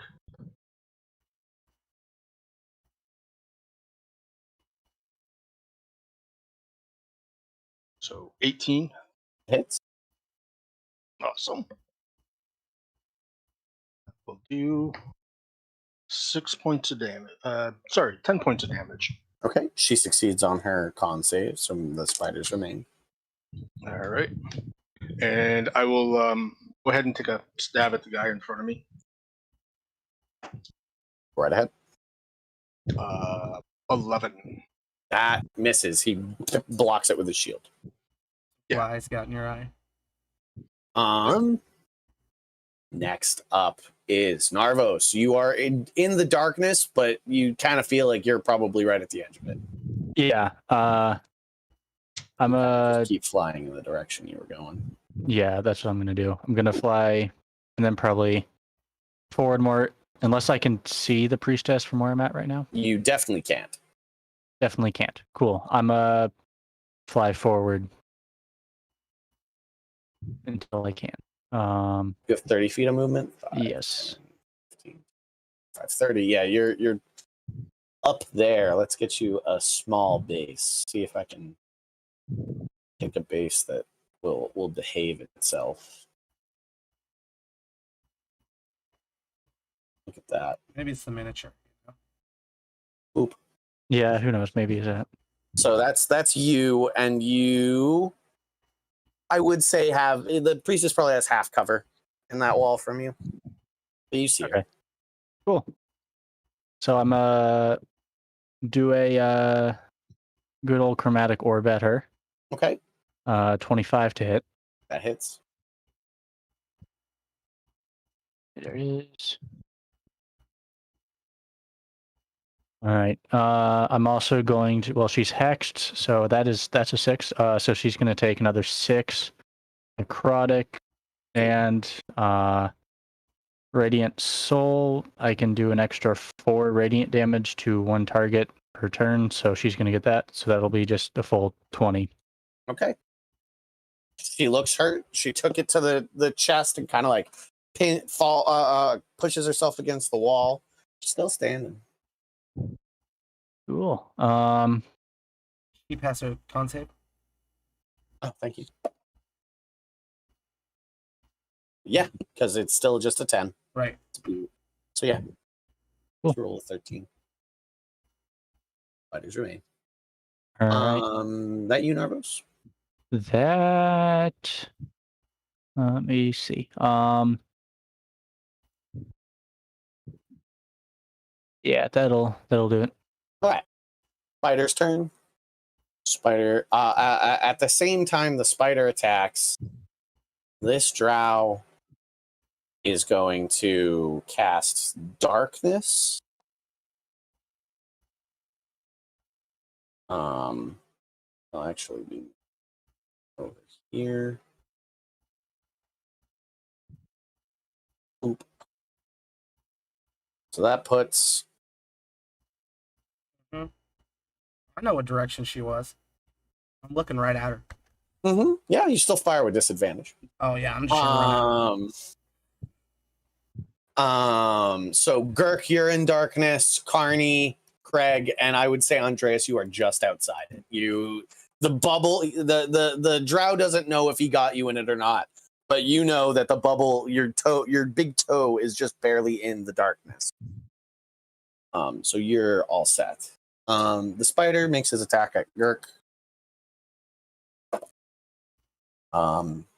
16 plus 4 is 20, non-natural 20. Hits. I need a con save from you.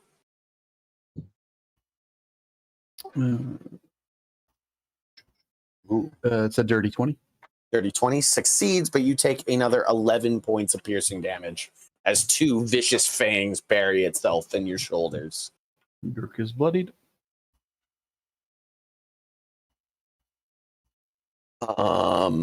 Spiders can see creatures.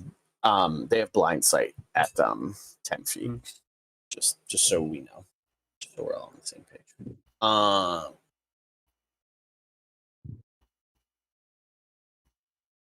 And then I guess this one will just make an attack on conversion. He's dueling conversion.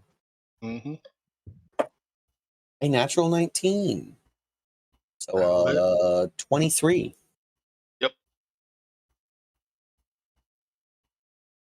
You take 6 points of piercing damage as the short sword cuts.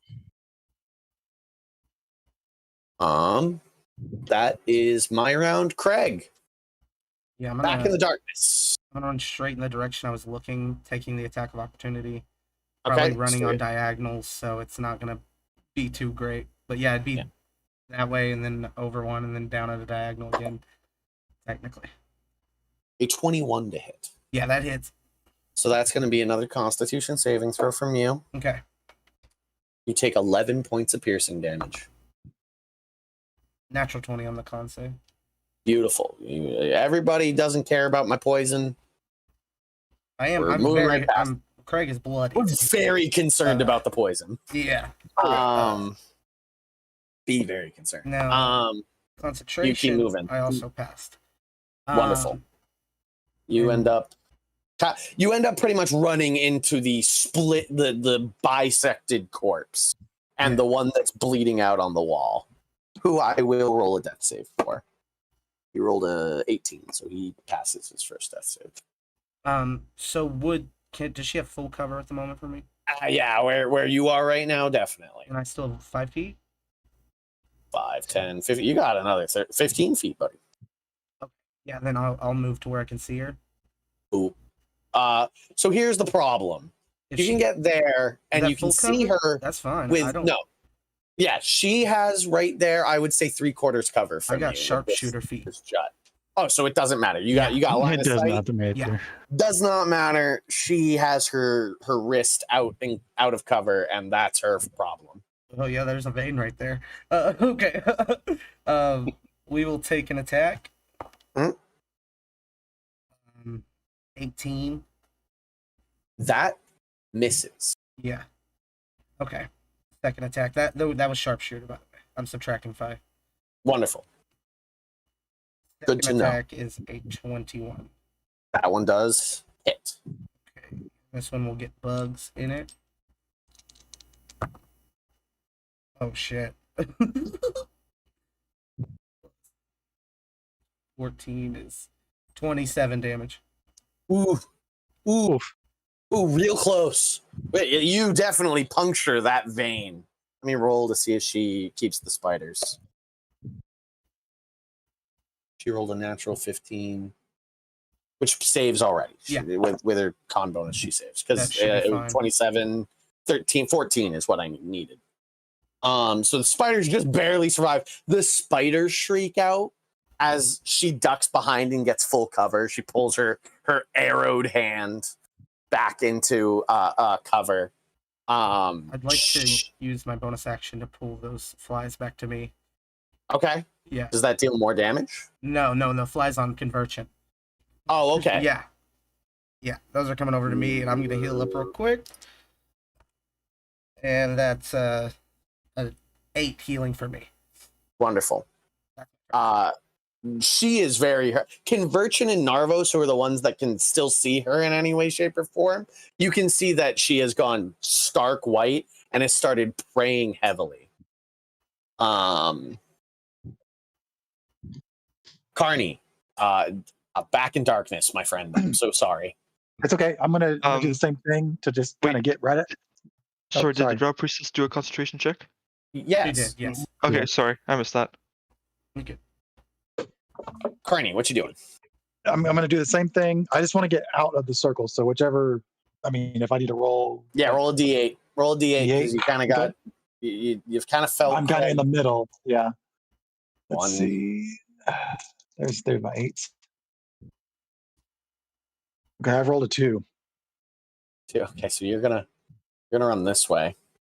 1, 2, 3, and then you bump into Andreas as you make it outside. The spider has already used its reaction, so you're safe. Okay.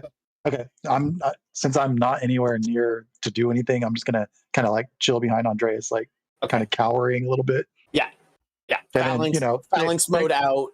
Free dodge if I need it. Yeah, wonderful. Next up is Girk. Girk, you're in darkness, just barely.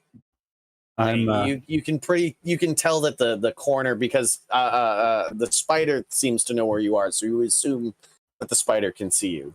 I'm gonna make a couple of rolls because of my axe and see which direction I charge. Wonderful. You just let me know. All right. I'm going to head towards the one that shot me with the crossbow with reckless abandon.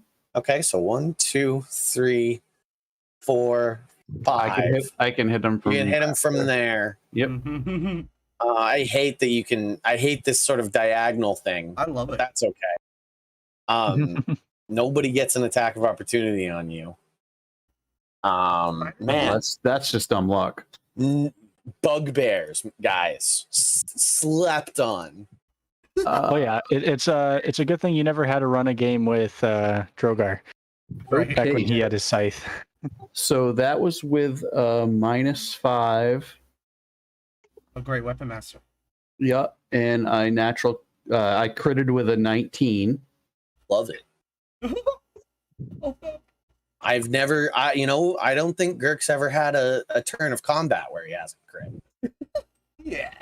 That is not true. That's 19, 29 plus 36 points of damage.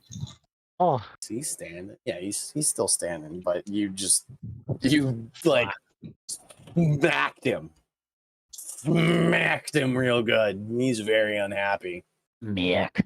There's a cowering woman crying spider webs next to you. Yeah. That's my turn. That'd be the Berserker X.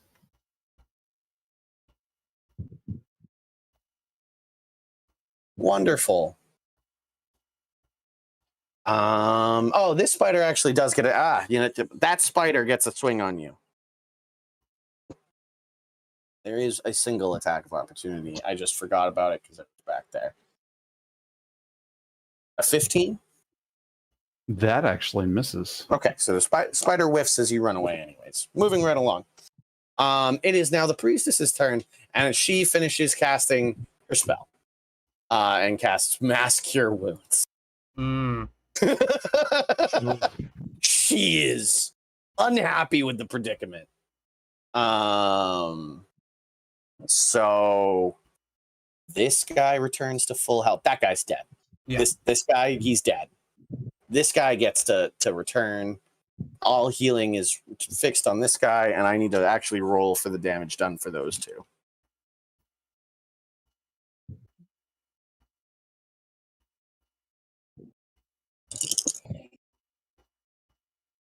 Reroll that. Okay. Okay. You see some wounds stitch up. You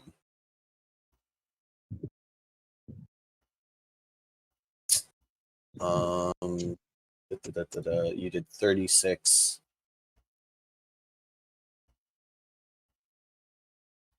Cool. You see the damage that you just did, Girk, kind of like stitches itself back together.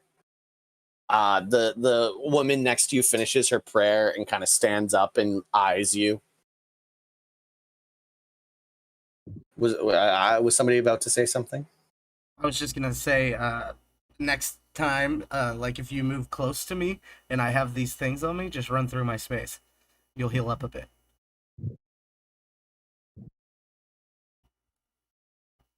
Okay. That's her turn. Is giving the drow party a second wave.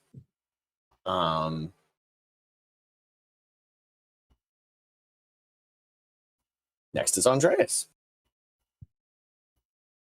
You're back here, buddy. Yep. I will exit the darkness to the west and just kind of step out. Oh, you weren't And in the then- darkness. You're outside. Okay. Yeah. Okay. The spiders have used both the reactions, so I'm just gonna like run around the spider, basically. You can't even see him, so you just kind of like skirt the darkness bubble. Yep. 5, 10, 15, 25, 30. And at that point, you can see the drow warrior that's kind of like pushing itself up off the wall in melee with Craig, and the combat with Conversion, and Girk with Wild Abandon charging in. What armor are the drow wearing? That's a great question. Chain. Seem to be in chain and like some fine leathers and a nice cloak. Alright,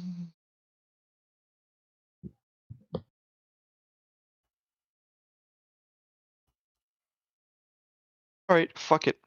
I am going to Misty Step to behind Craig.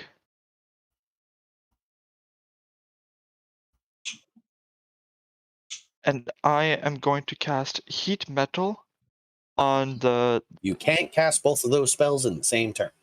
I can, because Misty Step is not a spell, it is a class. It is a racial feature. That's not Misty Step. Yes, But like I'm letting you know, that's called Face Step.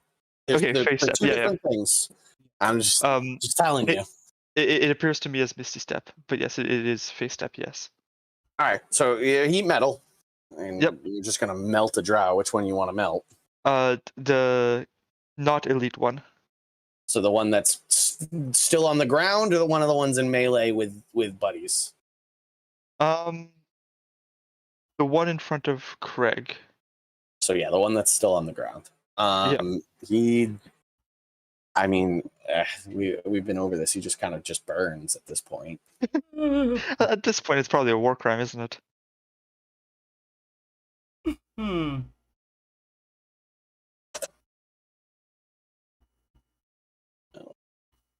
What is it, 2d6?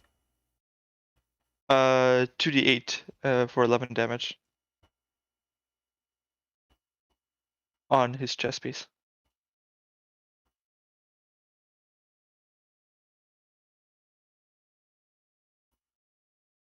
Yeah, I mean, I roll your 2d8. 11. Okay, he's still standing. And he just starts screaming. Well, he's not standing. He's on the ground. His chest just starts to burn. And that's my go.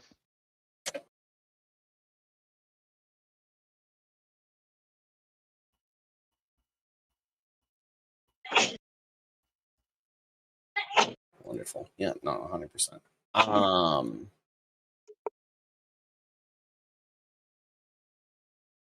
Okay, that's your turn. Chris comes the elite drow. What is he gonna do?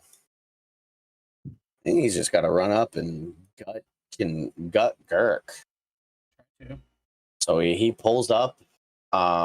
He's gonna get out. He knows magic. He's gonna get out of the way of the spiritual weapon. So we all know that that's Girk, and this guy is going to take 2 attacks at you, Girk.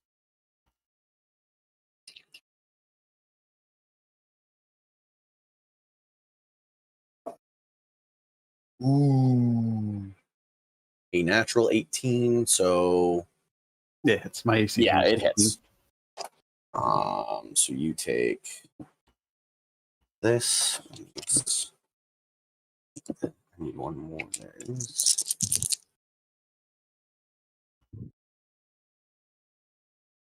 $11 points of piercing damage, plus another 11 points of poison damage, as a scimitar just runs up your side. Girk goes down.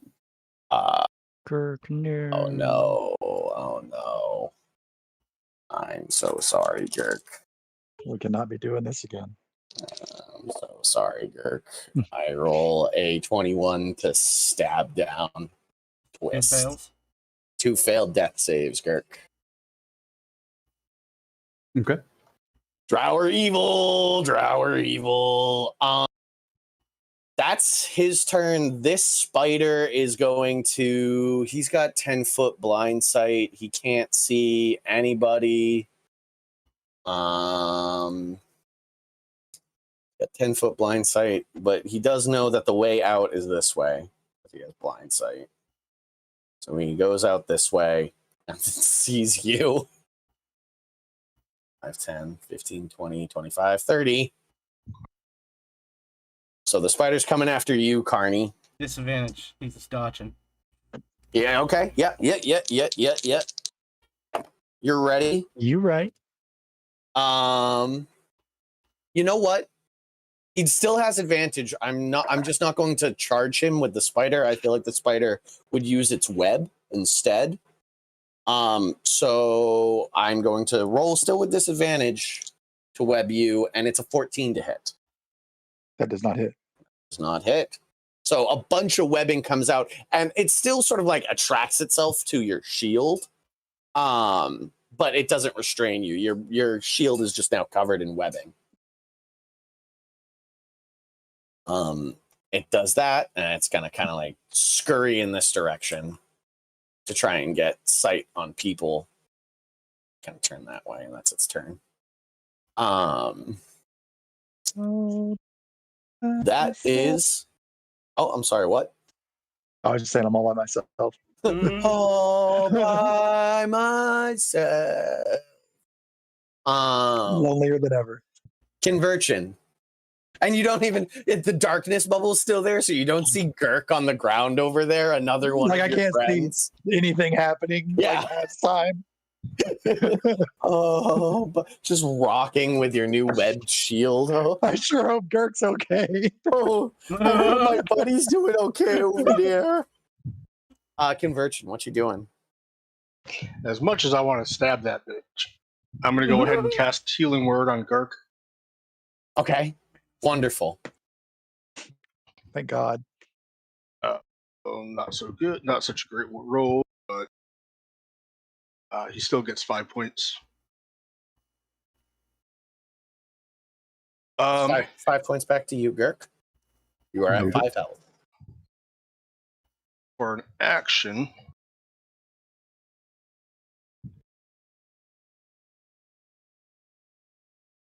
You saw the guy like to your left cast that darkness. Yeah. Currently it's his darkness that's being held. I'll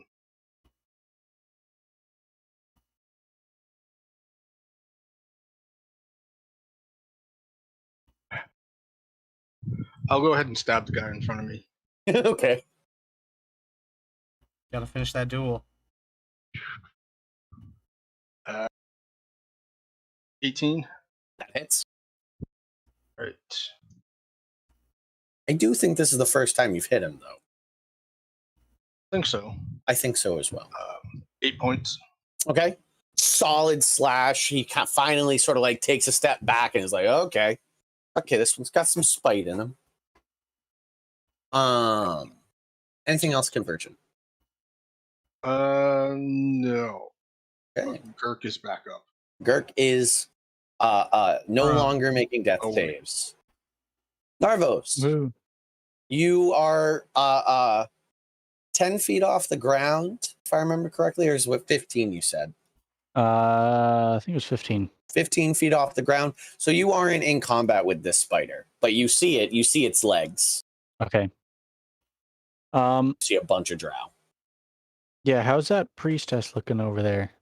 She looks much better than she did after the arrow to the hand, to the wrist. She kind of pulls it out and finishes her spell, and the wounds heal. She doesn't look great, mind you, Okay. but she looks far better than the next to death she was. All right, let's see if I can fix that. I'm gonna do a second level chromatic orb at her. That's a natural 20. For a 26 total, pretty sure that hits. Yep.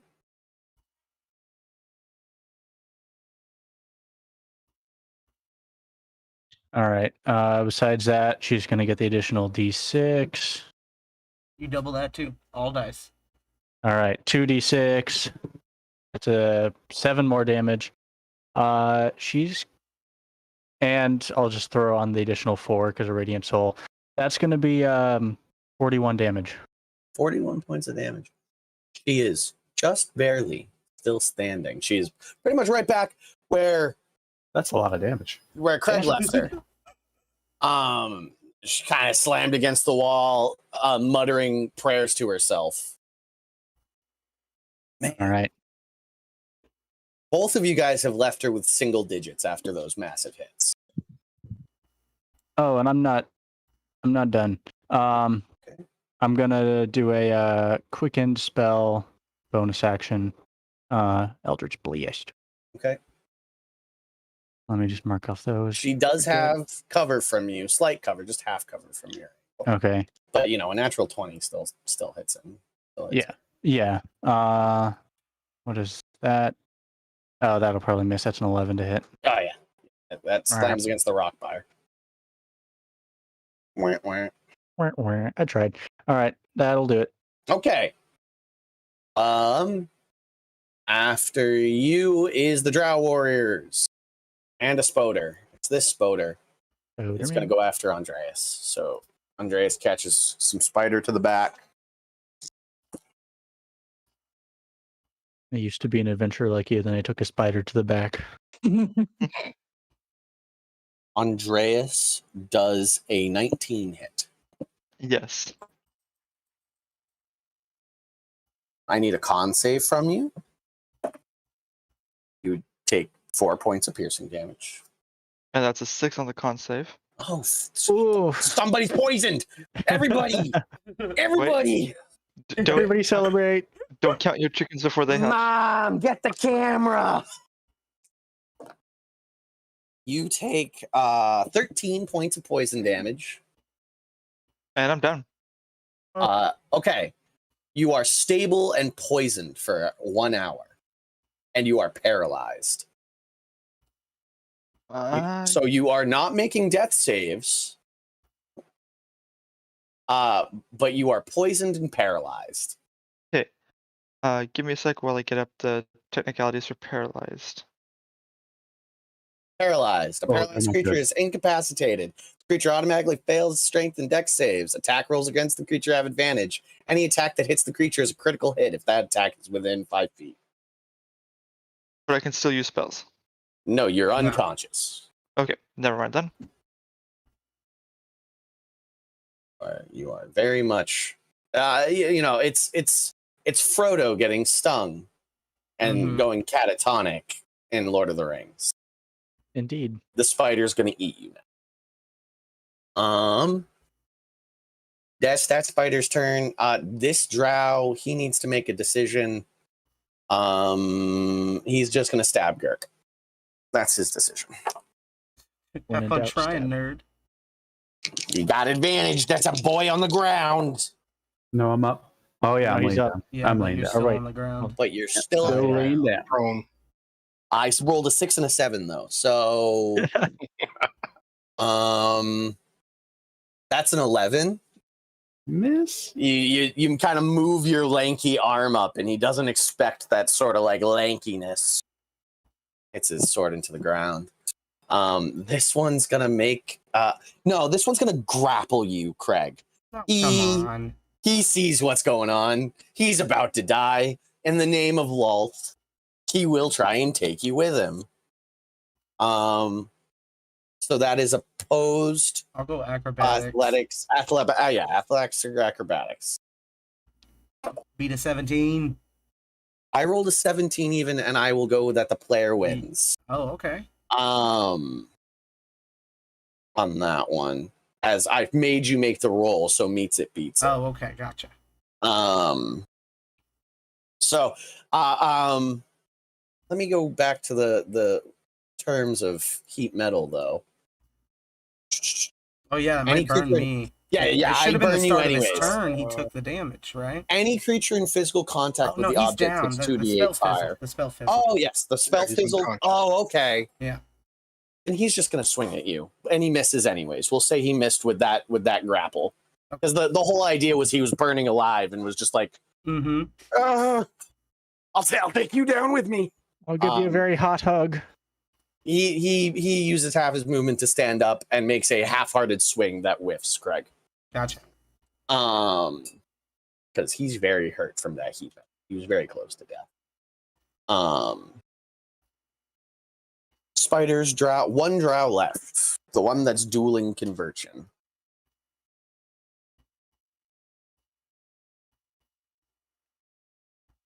An 18 to hit. Meets it, beats it. Meets it, beats it.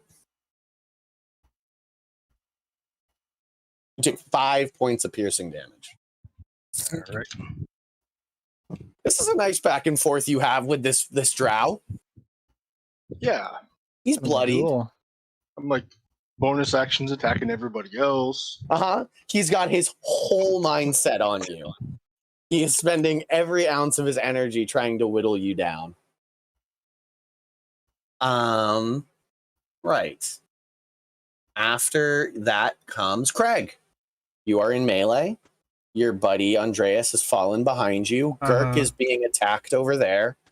She still has full cover. She backed away. She pinned herself against the wall from you after you. But if I moved one square, I'd be able to see her, right?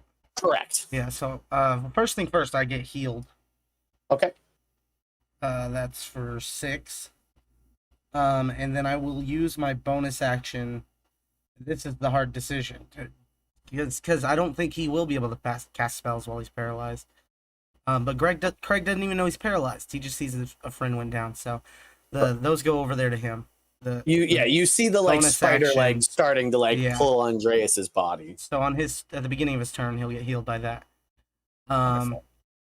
And then I will move the one space, staying in melee with this guy, Okay. and I'm gonna aim at the lady. You have disadvantage. What's that? So the rule. I hate that rule. Yes, so we've been wrong forever. The real rule is if you're in melee with anybody, you get Oh, disadvantage on range.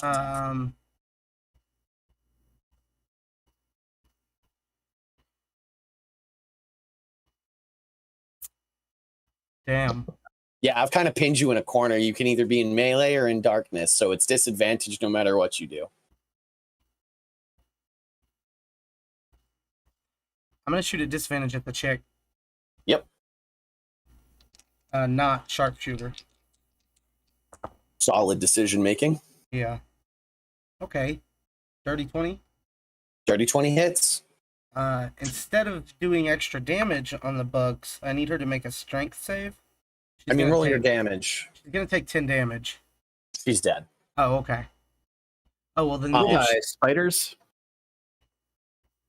Fighter's the advantage. yeah. Well, if that's the case, then the next shot will receive bugs, and that'll be at the other guy at disadvantage. This guy over here. Yeah. The main guy, the big guy. He's got half cover from his two buddies. I'm a sharpshooter. Yep. I'll remember that one day. Dirty 20 on that one as well. That one,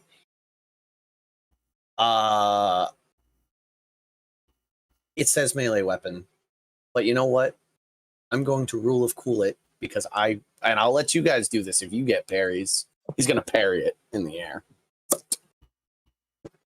and up his AC to 21. Okay. That'll be me.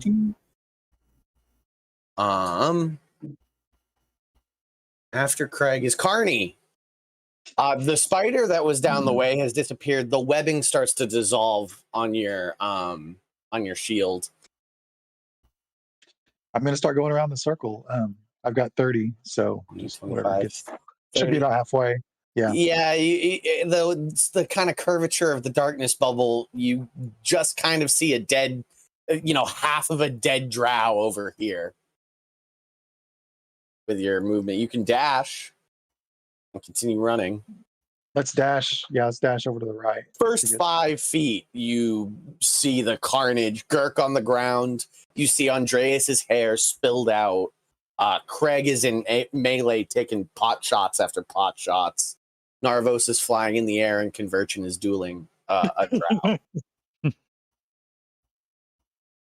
Just a normal day. Yep. All right. Yeah, I'm good there. Okay, you can keep moving if you want. You still got 25 feet of movement. Oh, yeah. Let's keep going that way. Go towards the right. 15, 20, 25. Puts you in melee with this one who looks hurt. He's like holding himself up against the wall. I can't melee after dashing, can I? Correct. No. What about actions? What's an action surge? That means you can take another action and Yeah. attack. Yeah. I'm going to use that and attack that guy. Okay. Yeah, and you're a level 5 fighter now, right? Yeah, you got 2 attacks. Yes, I am. So you get 2 attacks. Sweet. So I'm going to swing my Warhammer. Yep. Clarny's And- Warhammer. Yeah. Let's see. That is a 12. That does not hit him. 12 does not hit him, but you get to swing again. All right. 16. 16 does hit him. Okay. And then that is a 1. All right. 8 out here. Grab that 8 out there. And that's a 5 plus 3 is 8 Correct. plus. I think I Fury got of like the 2 Small? more. Yes. 2 For more. 5. So that's 5. 6, Craig, That's so 10. you That's it hear for 10. 10. Craig, you Yep. hear splashing in the water behind you, and you turn as you think another combatant's coming into the fight, and you see Carney with a vengeance. This drow that you've literally seen Girk gut him. His chain shirt was heated up with metal by Andreas, and when he tried to stand up, he half-heartedly swung at you. He's holding himself against the wall. Carney rounds the corner of the bubble with a vengeance, with like at speed, sprinting, and with the full force of the speed behind him, slams Carney's Warhammer into the chest of this drow, buckles his chain shirt, and pretty much splatters his torso across the wall. Right. The drow's alive enough, long enough to look down, see the hole, look at the goblin in shock, and slump to the water, and just blood starts to pool out. Hell yeah. Nice. Cool. He's super dead. After Carney is Girk. You're on the ground. There's 2 drow that have taken pot shots at you. Was that half my movement to stand, right? It is. Half my movement to stand. You can see the priestess is dead behind you. Second wind to try and regain some of my darkness. Okay. Bonus action to do so, no problem. I rolled a 1. So I get 5 hit points back. Okay. 10. And I have to hit the guy who hit me with the arrow like a minute and a half ago. Okay, so that's still this guy. Many people, he's the only guy that's hit you. He stabbed you too. Yeah. The axe deems it necessary. Go for it. Kill. I know you said it I can take a picture of it if you'd like to see it again. Oh, you crit him again? That was a natural 20. Jeez, boy. Roll your damage.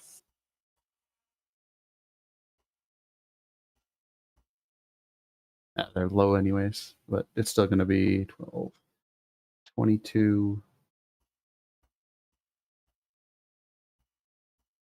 29 points of damage. 29. Yeah, he's bloodied. Yeah, that one kind of guts him, and he looks down, but he's still fighting.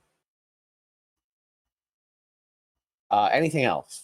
That's my turn. He looks over, sees the dead priestess, and essentially needs to make a decision whether he wants to abandon the fight. He does not. He makes a very poor choice. He fears the retribution of returning to the city alone as a male drow. Yeah. Conversion would know this. Male drow it is a matriarchy in drow society. Their leader was just killed, and if he returns without their leader and without any sort of prize, he's a dead man anyway, so he might as well go out in a blaze of glory in a battle. Better than becoming a drider. So he's gonna go after you, Gurk, with a vengeance. As he thinks this is his last fight on Earth. I get to return the favor. It doesn't matter. He already has 5. Yeah, 10? he's going down either way. 10. Bit of a waste of a natural 20 right there. I'm gonna roll the math rocks because they make me happy. Maybe I'll double his hit points. I doubt it.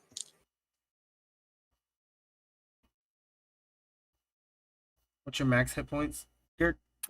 42, so he needs No to way. Yeah, no way. Right? Absolutely no way. But I like to roll math rocks anyway. Yeah, absolutely. 12 points of 12 points of piercing damage.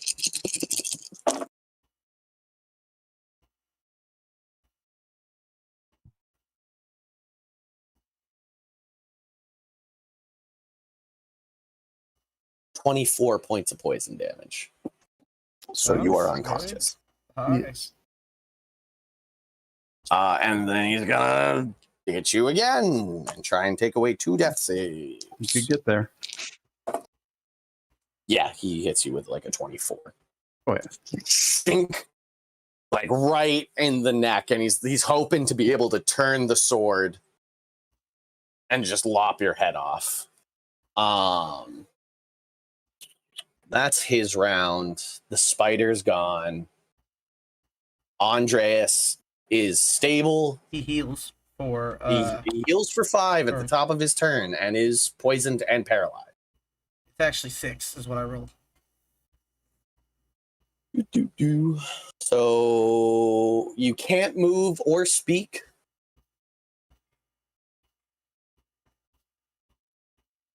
But you're alive.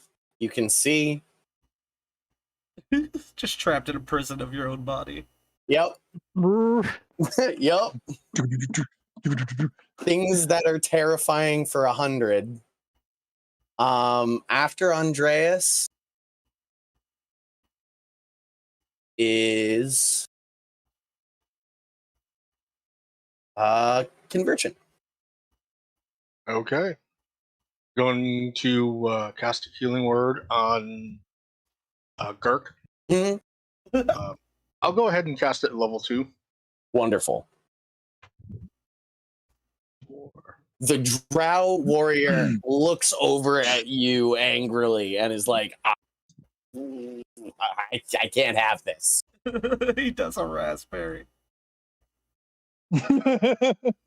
Kill Last thing him. he did on Kill Earth that is one. Yeah, he went before an arrow went through his holes. Yep. So he gets Golly. 10 points. This elite drow warrior is like, I felled your greatest warrior twice now. Let me kill And the guy between Gurk and I, the one who's tried stabbing him, I'm gonna go ahead and stab at him. Okay, well, his back is No. turned. No, I'm gonna keep stabbing the guy I've been stabbing. Okay. I got a nat 20 on that one. Yeah, he's probably gonna die for that one. You did 8 to him last time, so he has 5 health. 6. Shit. Yeah, I'm gonna drop him with like 10. Thunk, Kill this other one between me. thunk. Fortunately, here's for the elite warrior, having to cast healing word on Girk means I can't attack him with the spiritual weapon. Yeah. Mm-hmm. The thing you guys now have to contemplate is if you want survivors. Just to put that in your head, as currently the trend is slaughtering the drow. Totally a valid option.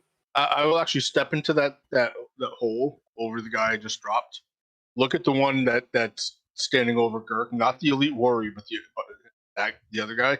Like, you can survive. What do you say it in? It's Elven, which is Okay. the Yep. drow language. They have 2. You can they know Elvish and Undercommon, so I was just asking. Yep. So he listens. We'll see what he does on his turn. Narvos, you're up. Okay. So which one did he say that to? The one that is directly in melee with him. The other one literally still has a sword in Girk.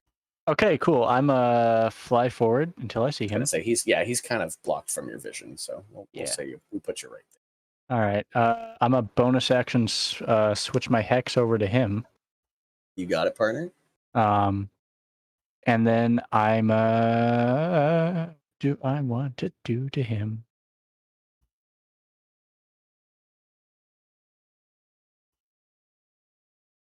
Yeah, I'm just gonna go with the trend of chromatic orbs. Hit him with a 23. Yep. And plus that one, 18. He's gonna take 22 damage. Once again, he's still kicking. Still kicking. But that a sphere slams into his chest and just kind of burns away. Yeah. Mance gets hit with fire. This drow's turn. He's going to this. You know what? Let's roll a persuasion check versus essentially a fear check conversion. Let's see if your mercy outweighs the societal beratement of Lolth. And a 14. 14. It seems Lolth will hold his sway because I rolled charisma of 16. Yeah, 16. Okay. So he's going to really what does it is he's in melee with that guy. Yeah. And so If he does anything but attack us, he's gonna get stabbed in the back. yeah. The Drow warrior will take him if he turns a traitor. That is just as good as killing Girk in his eyes. So he's gonna attack you, Girk. He's got advantage because you're prone. 5 is 18. Mm-hmm. How much did you heal him? First time. Oh, I rolled a 1. Oh, no. oh. So you take 4 points of piercing damage. Shink. With like a cautious smile, he pulls the sword out of Girk. Kind of gives a like, I had to do it. That's his go. Craig. He just stabbed enough to look like he's still trying to be evil. Mhm. It's like, eh. Ooh, I'm gonna and he kind of turns so that Craig has a better shot of the Dark Elf warrior behind him. I'm Kind of actually like moves his upper body. I'm gonna make a little square real quick and walk through my flies. Yep. And that healed me for 10. That's great. That was max. And no, I didn't want to bend. I want to be one behind, one back. Yeah, right there. And I'm gonna shoot the main guy. Yeah. Sharpshooter. Okay. 22. He goes to parry it just like he did last time, and just all of the damage he's taken, he's just a beat too slow. The two scimitars slide in to like break the arrow midair, and he doesn't, and it just slams into his chest. He has 9 health, bud. He had 9 health. He has 9 health. Well, I Yeah. rolled 10, but I'm still gonna have it do it. My bugs will pull him 15 feet towards me. Doing that's gonna, he knocks it. I need Conversion to make a dexterity saving throw, and the drow guy's gonna make a dexterity saving throw. That was a D12 that I just rolled. All right. Rolls a 9 plus 2 is 11. So I'd say he kind of safely jumps out of the way. I got a Conversion, what'd you roll? 22. Yeah, you also jump out of the way, and this guy is dead at your feet. Well, I was dropping my bow, and then he was gonna land inside of my scimitar, or my scimitar inside of him. Yeah. Okay. Yeah, gotcha. That's You me. just stab him. Neat. The drow warrior clatters his arms to the ground. He surrenders. There's nobody to punish him for doing it. He surrenders. All right. Hands up. Has he done damage to me? Yep. He's done damage to you I'm gonna have once. to hit him. You got it. So so his weapons don't clatter to the ground yet. Carney, we're just gonna go to Gurk, because everybody else is sort of just like hanging about. Gurk on the ground. Do you want to swing at him on the ground, or do you want to get up first? I'd get up to maximize. You get up and you turn to hit this poor drow. Dirty 20. Dirty 20 hits him. He's been untouched, so if you don't roll super well, he might survive this. 19 points of damage. That is not super low. He is cleaved in the chest. You just bury your axe in his chest, and he falls to the ground. I will do the same thing that he is just making death saves. While I still have the So if while I still have the vision, I'm gonna try to scout out, make sure none of these guys are still on the ceiling. Back here. yeah, behind you us. do. You do a sweep. It seems there's nobody left. The hook horrors seem to have absolutely buggered off. There is an exit on that side. While the spiritual weapon is still active, it is coup de grace the priestess. It's just over there slamming in over and over again. Yeah. Pulp. I will take a look at the warrior that Gurk just dropped. Does Gurk look like he's about to continue attacking the guy? I mean, is the he- guy is making death saves, so I'm about to roll. After you tell me what you're about to do, if it's not heal the guy, I'm going to roll a death save for him. I'm not. Well, first, staying in initiative. The first round, the spiritual weapon attacks the priestess. Yeah, no problem. I spend my action assessing whether Gurk is about to keep chopping at the guy. Kirk, are you about to keep chopping at the guy? Oh, what is it? I think it says as once everything's subdued. So currently it's subdued, which would take me out of berserk, I guess. Berserker's axe.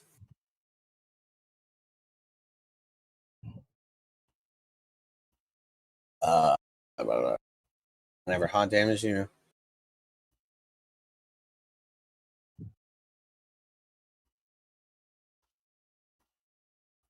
Isn't what the axe? We'll talk about it later. You're fine. We'll talk about it later. I will talk to you about your axe and how it works. You are no longer. It does not look like Gurk is attacking the thing anymore. He seems to be just sort of hurt and probably slumps against the wall. I would tell you, Dirk, come over here to Andreas. Stand with these flies for 2 seconds. All right, I'm going to let you guys RP for 1 second. I will be right back. So you'll go over there, I'm assuming, right? Yeah. Yeah. So you'll heal up both Andreas and Gurk. We got 2 more rolls on these, so both of you will heal 15. And anybody That's else who feedback needed it full. could walk into there, like conversion. I'll fly down, come out of my radiant soul. If anyone does need any modicum of health, I can restore 4 just by touching you. Okay. And do you have paladin abilities to be able to cure the paralysis from our friend? I do not. You can? That would be fantastic. I'm checking the drow that Kirk just hit. Above the table, I'm probably going to cast Healing Word on him. Yeah. I just wanted. I just took a minute to see if Girk was going to continue attacking him. And when Girk comes out of it, I'll I actually have 44 hit heal point him to maximum. Okay. He's gonna healing word the one guy, and then I'm guessing cast Lesser Restoration on. Yeah, Lesser Restoration on Andreas. Okay, so through some time we fix our friends. Let me go look up Lesser Restoration. Whoever had the lowest, I'll just touch for 4. So whoever was, It'd be Girk. yeah, it'd probably be Girk. Yeah, it'd be Girk who I yo-yo. Girk, you get 4 more Healies because I just gave you a high 5. The healing high 5. So I need you to make me a medicine check, conversion.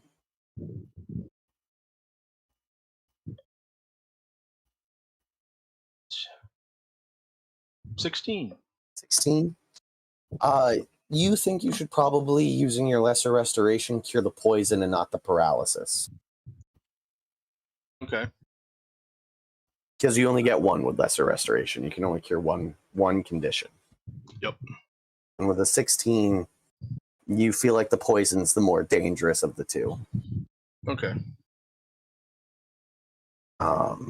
So you cast Lesser Restoration, no problem. The poison and the paralysis both end, because while a creature is poisoned this way, they are paralyzed. Oh, nice. There we go. So that's why I made you roll a medicine check. Yep. Because if you rolled poorly, I would have told you to fix the paralysis, which would have just returned.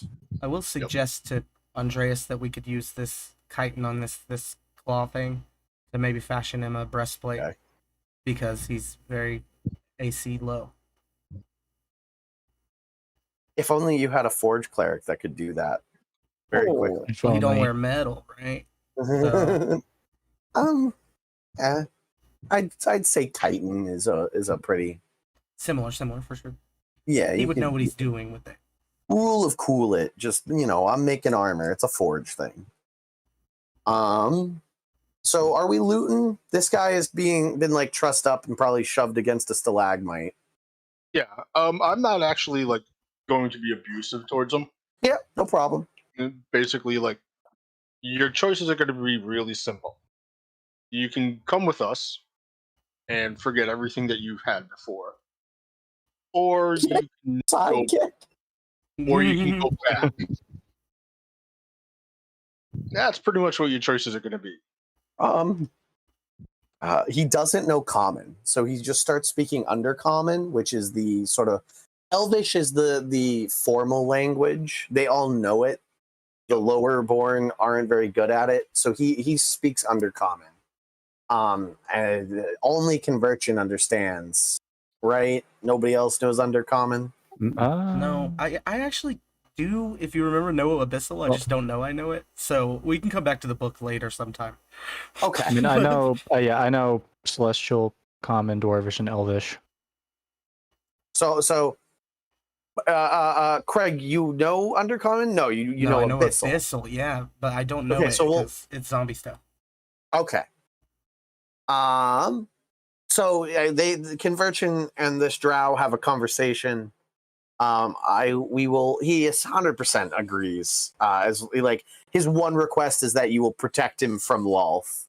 Like, he's like, I've never had love for the Spider Queen. I serve out of fear. If I can be pulled out of her webbing, great.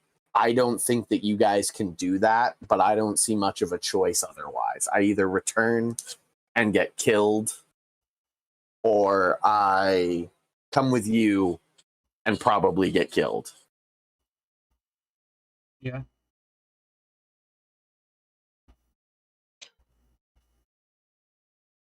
Well, you can come. You'll come with us then. Yeah, that I can't guarantee that I can protect you from everything, but I don't serve the Spider Queen. I serve the Lady of the Night. So we'll deal with him at a later time. We'll just sort of encapsulate it. The Drow warriors all rocked chain shirts. Let me pull it up. I closed it to pull up Lesser Restoration.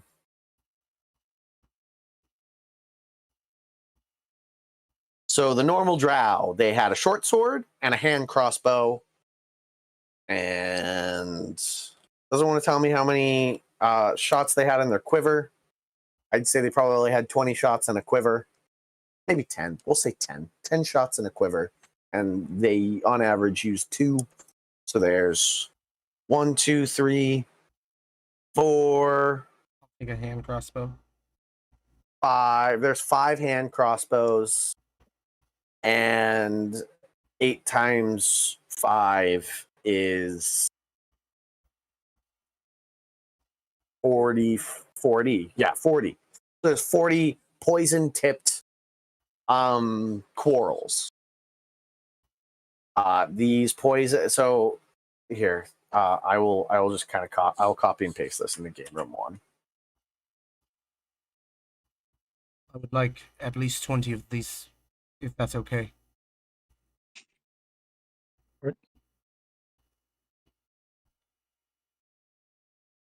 So that's what the poison does. Gotcha. It's weird. Conversion handles the hand crossbows like somebody who's familiar with it and knows exactly how to use it, but he doesn't take one. They are very small, very easy to conceal crossbows. Craig, I guess Craig's the only one that wants one currently. They're like super hot, easy to hide in a cloak, fire through like a hole in a cloak. They're an assassin's tool. I mean, every one of them's gonna go in Craig's bag of holding if y'all aren't taking them. Seems like nobody's taking them. All right, I'll take all 40 bolts too. 1, 2, 3. There are 4 short swords. 4 drow made shields.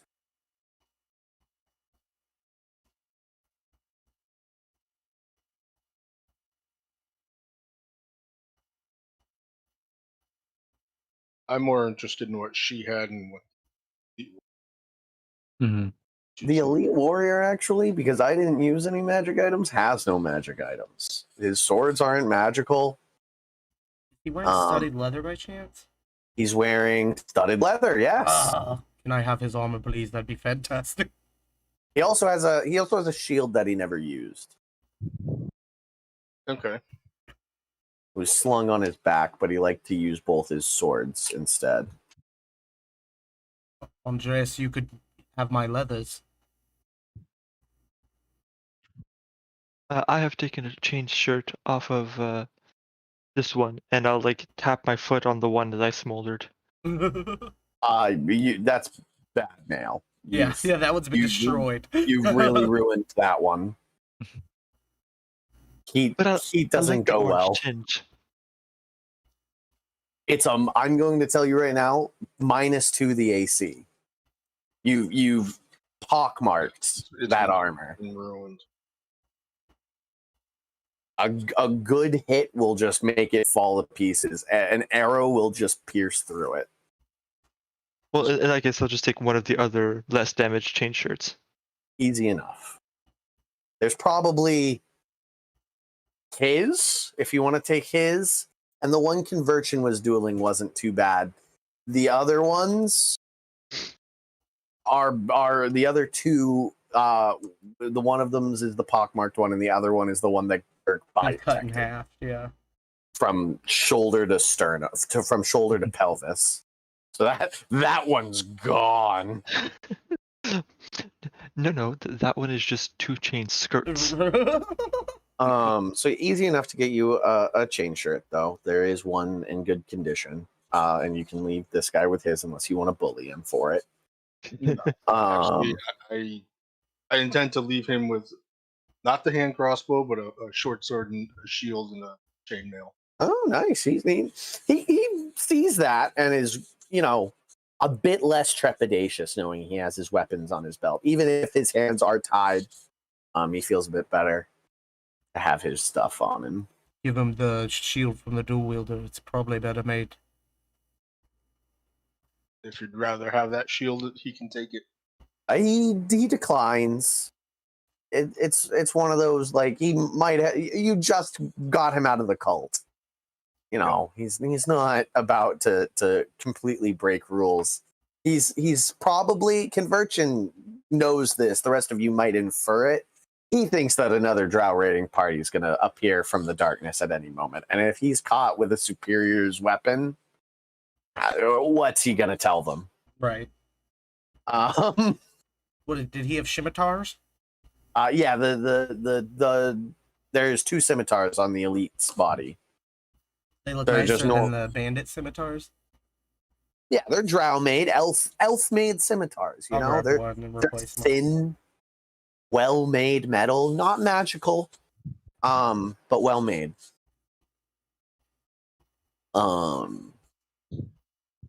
Now the priestess, though. Let's do a roll. So, who wants to be the ambassador for looting the priestess? Craig got the kill, but Conversion's the drow. So I think that's the sort of decision that needs to be made. I'd rather do it because, as a priest, cleric, I am watching for certain things. So go ahead and make me. I first want an investigation check.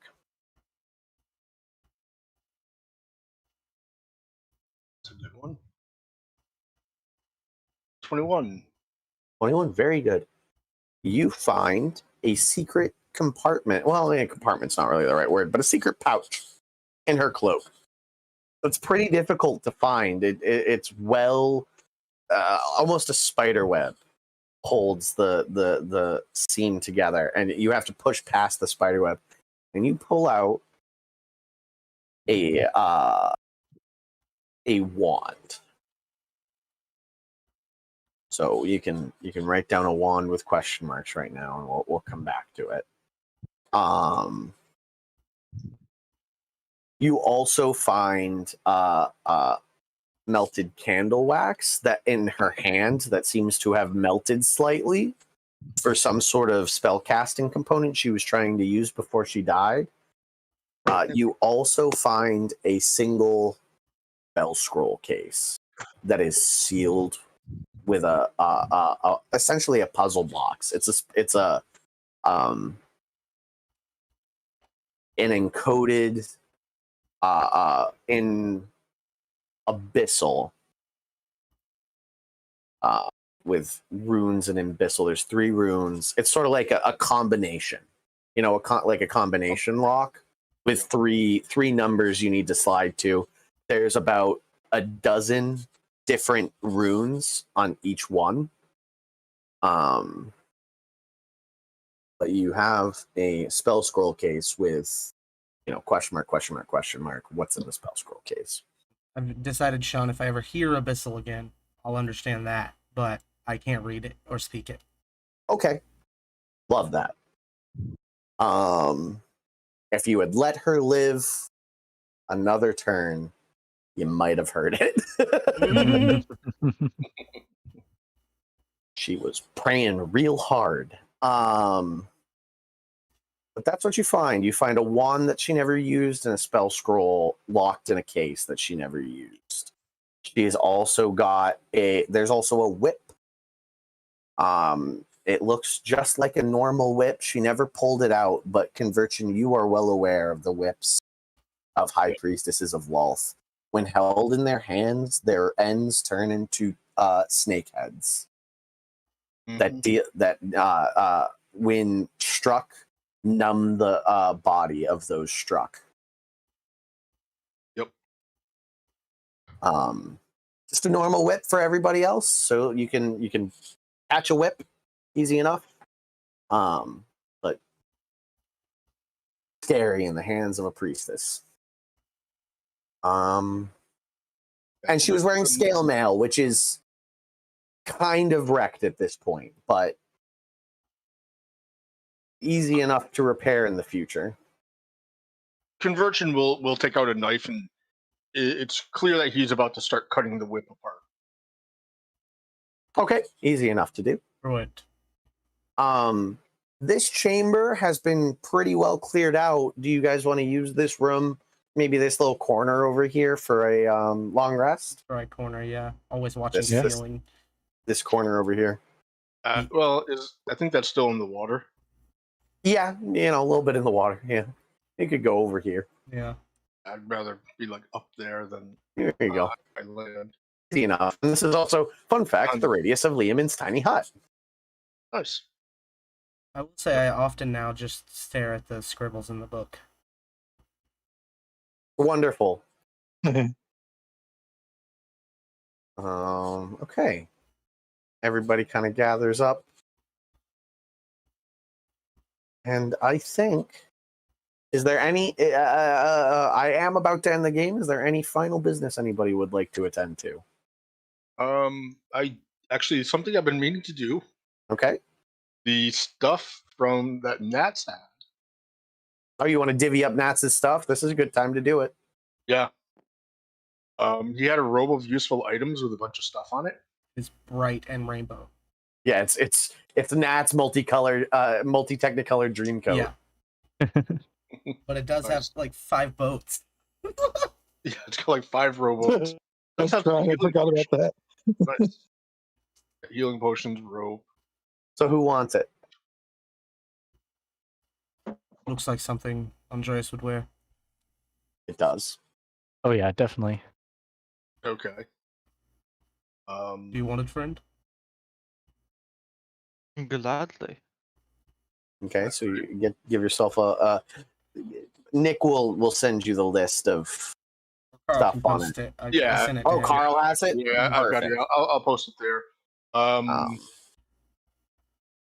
He had let's see, a belt pouch. There's a healing potion, a bunch of poison potions, a Gabi coin, a William coin, and a magic ring that we are not really sure what it does. What was that? Do you remember what it is, Nick? Yes, yes. Yeah, That's I a know what it wild is. magic, I know wild what it's- surge ring. Yes. Oh yeah. It's Yeah, my. yeah. I would like somebody to be rolling on the wild magic Yeah, table. I feel like that's a Joa item. Yeah, I'll Star Boy. give that to Narvos. All right. Yeah, here's I'm posting the image of his stuff.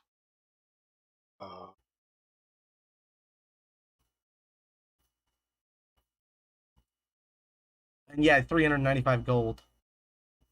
Yeah, actually, I just noticed that and was like, oh, I didn't realize there was he had that much gold. Yeah. Converging can pocket that and kind of label it as party funds, as Converging Yeah. is the de facto leader. Yeah, I'll make a note. Party funds. Also, there's a battery that has Aklo written on it, if anybody even knows what that is. Is anybody? Do you want to identify that wand? Does anybody have that? On anybody's purview? Ooh. Or have I just been handing out information? Because if that's the case, I'll just hand it to you. But I can't remember if we had, because I've played a wizard before that took identify for a reason. I don't want to Yeah. steal the thunder from somebody. I don't think any of us can learn it. Except It is maybe not- Narvos. It's not a cleric spell. Okay, so I will just hand it to you if you give me a second to figure out which one. Okay.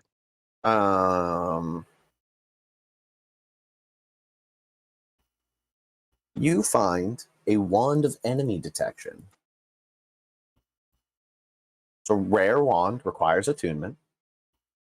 This wand, at this point, has 6 charges. It has 7 charges in total. It was used, probably to track you. While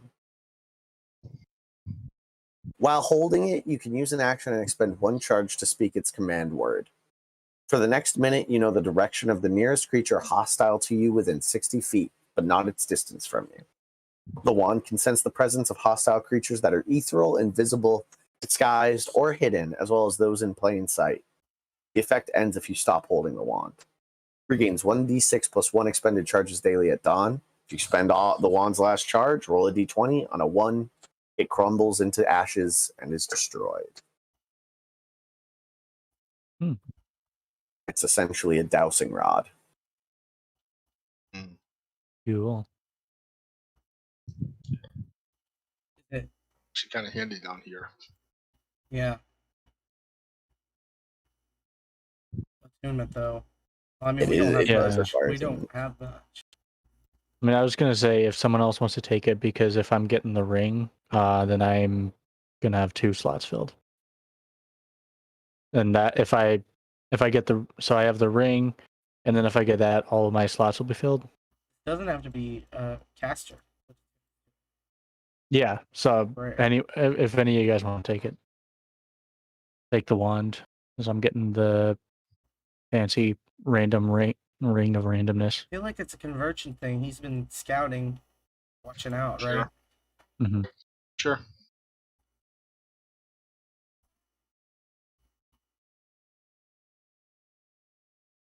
Okay. So that's loot passed down. Any other things? Solve puzzle box later. Yep. Heck Yeah. yeah. That's a problem for next game. Lovely. Thumbs up, everybody. Boom, boom, boom. Pew, pew, pew.